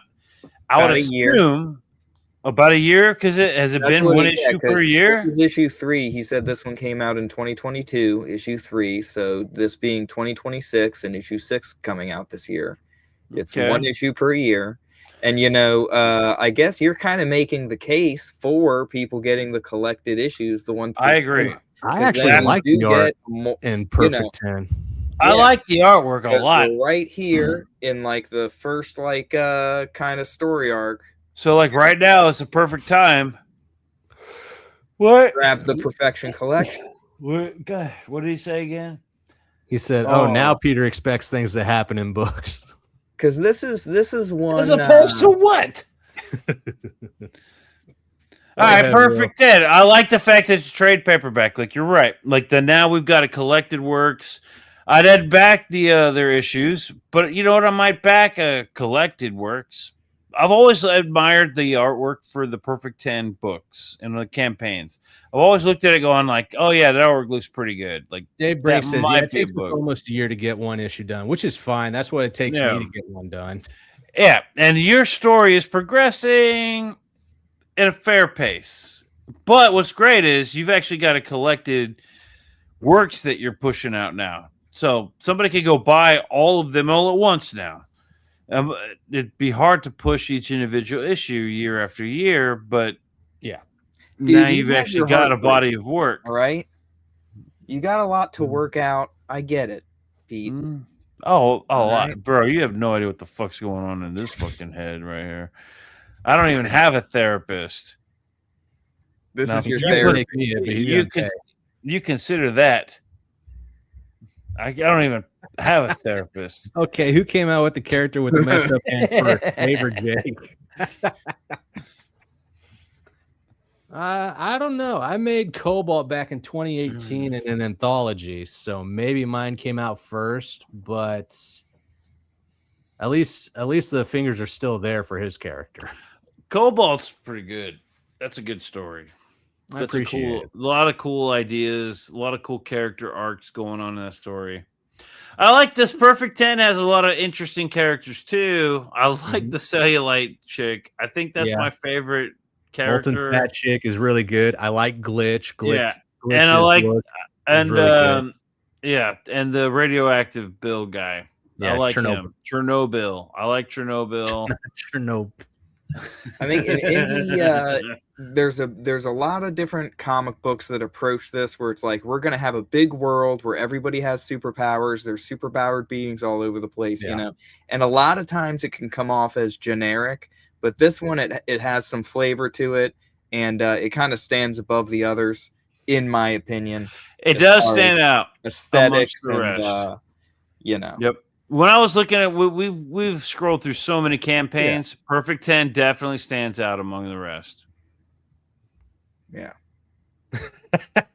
He says, "Oh, okay. So fingers versus missing fingers versus just crushed fingers, like Swamp Thing versus Man Thing. Similar but distinct." Did any of you guys play City of Heroes? No. I played City of Heroes. I don't know if I played City of Heroes. Is that a cell phone game? It's a massively multiplayer online game where you create your own superhero and you got all the different, powers and fly around the city and stuff like that. But there was a whole comic book they came out with. There was a whole but it's a comic book about like the City of Heroes and like the mythos behind it and stuff like that. And I just subconsciously I kind of compare whenever I see comic books like this or like the Rippaverse, you know what I mean, where it's like create your own speedster, create your own dude who jumps around. I'm tired of that shit though. Who he has this power. Oh, there's a teleporting person and there's a flaming person. You know what I mean? It's hard to pull that off anymore and make it because feel cool. It's boring. Everybody's already seen speedsters and the Wolverine character and the fucking the water guy and the chick with the fucking Aztecian powers or whatever. Like we've done it. Like it's over. It's boring. The only reason that Invincible worked is because they ran with the Dragon Ball Z story arc. Yeah, and so it worked for it in American audiences, but it's fucking Dragon Ball Z, man.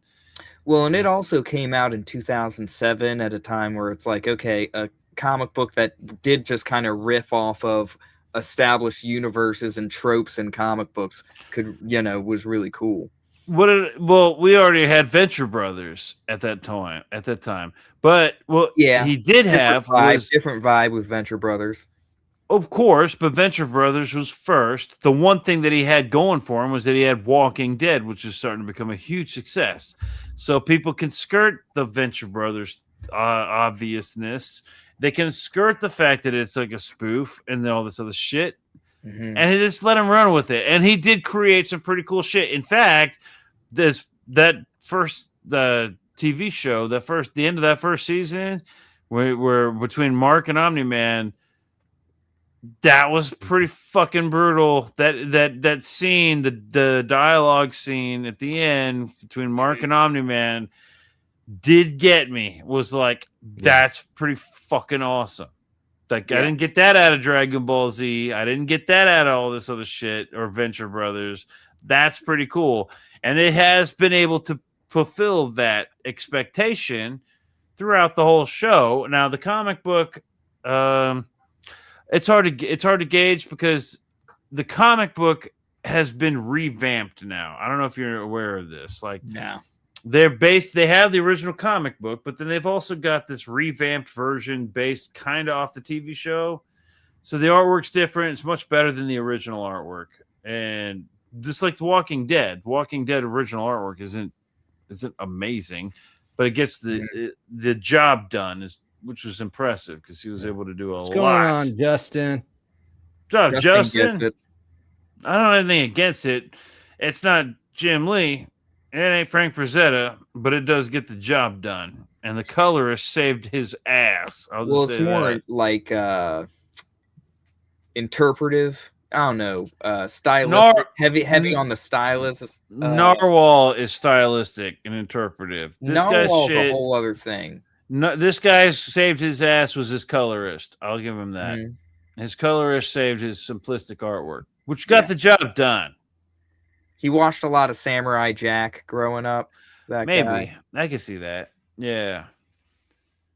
But anyway, so the Invincible book, the Walking Dead. Obviously, I'm not talking shit about that fucking guy because he's one of the most successful comic book creators ever, if not the most successful comic. But yeah, if not the most successful one. And the guy used to just go walk into Image Comics and be like, "Hey, can I throw my comic book at you?" And they're like, "Well, I don't know. How's it end?" "I don't know. Aliens." "Oh, you got me. I'm down. Let's go. Aliens, zombies. Let's do it."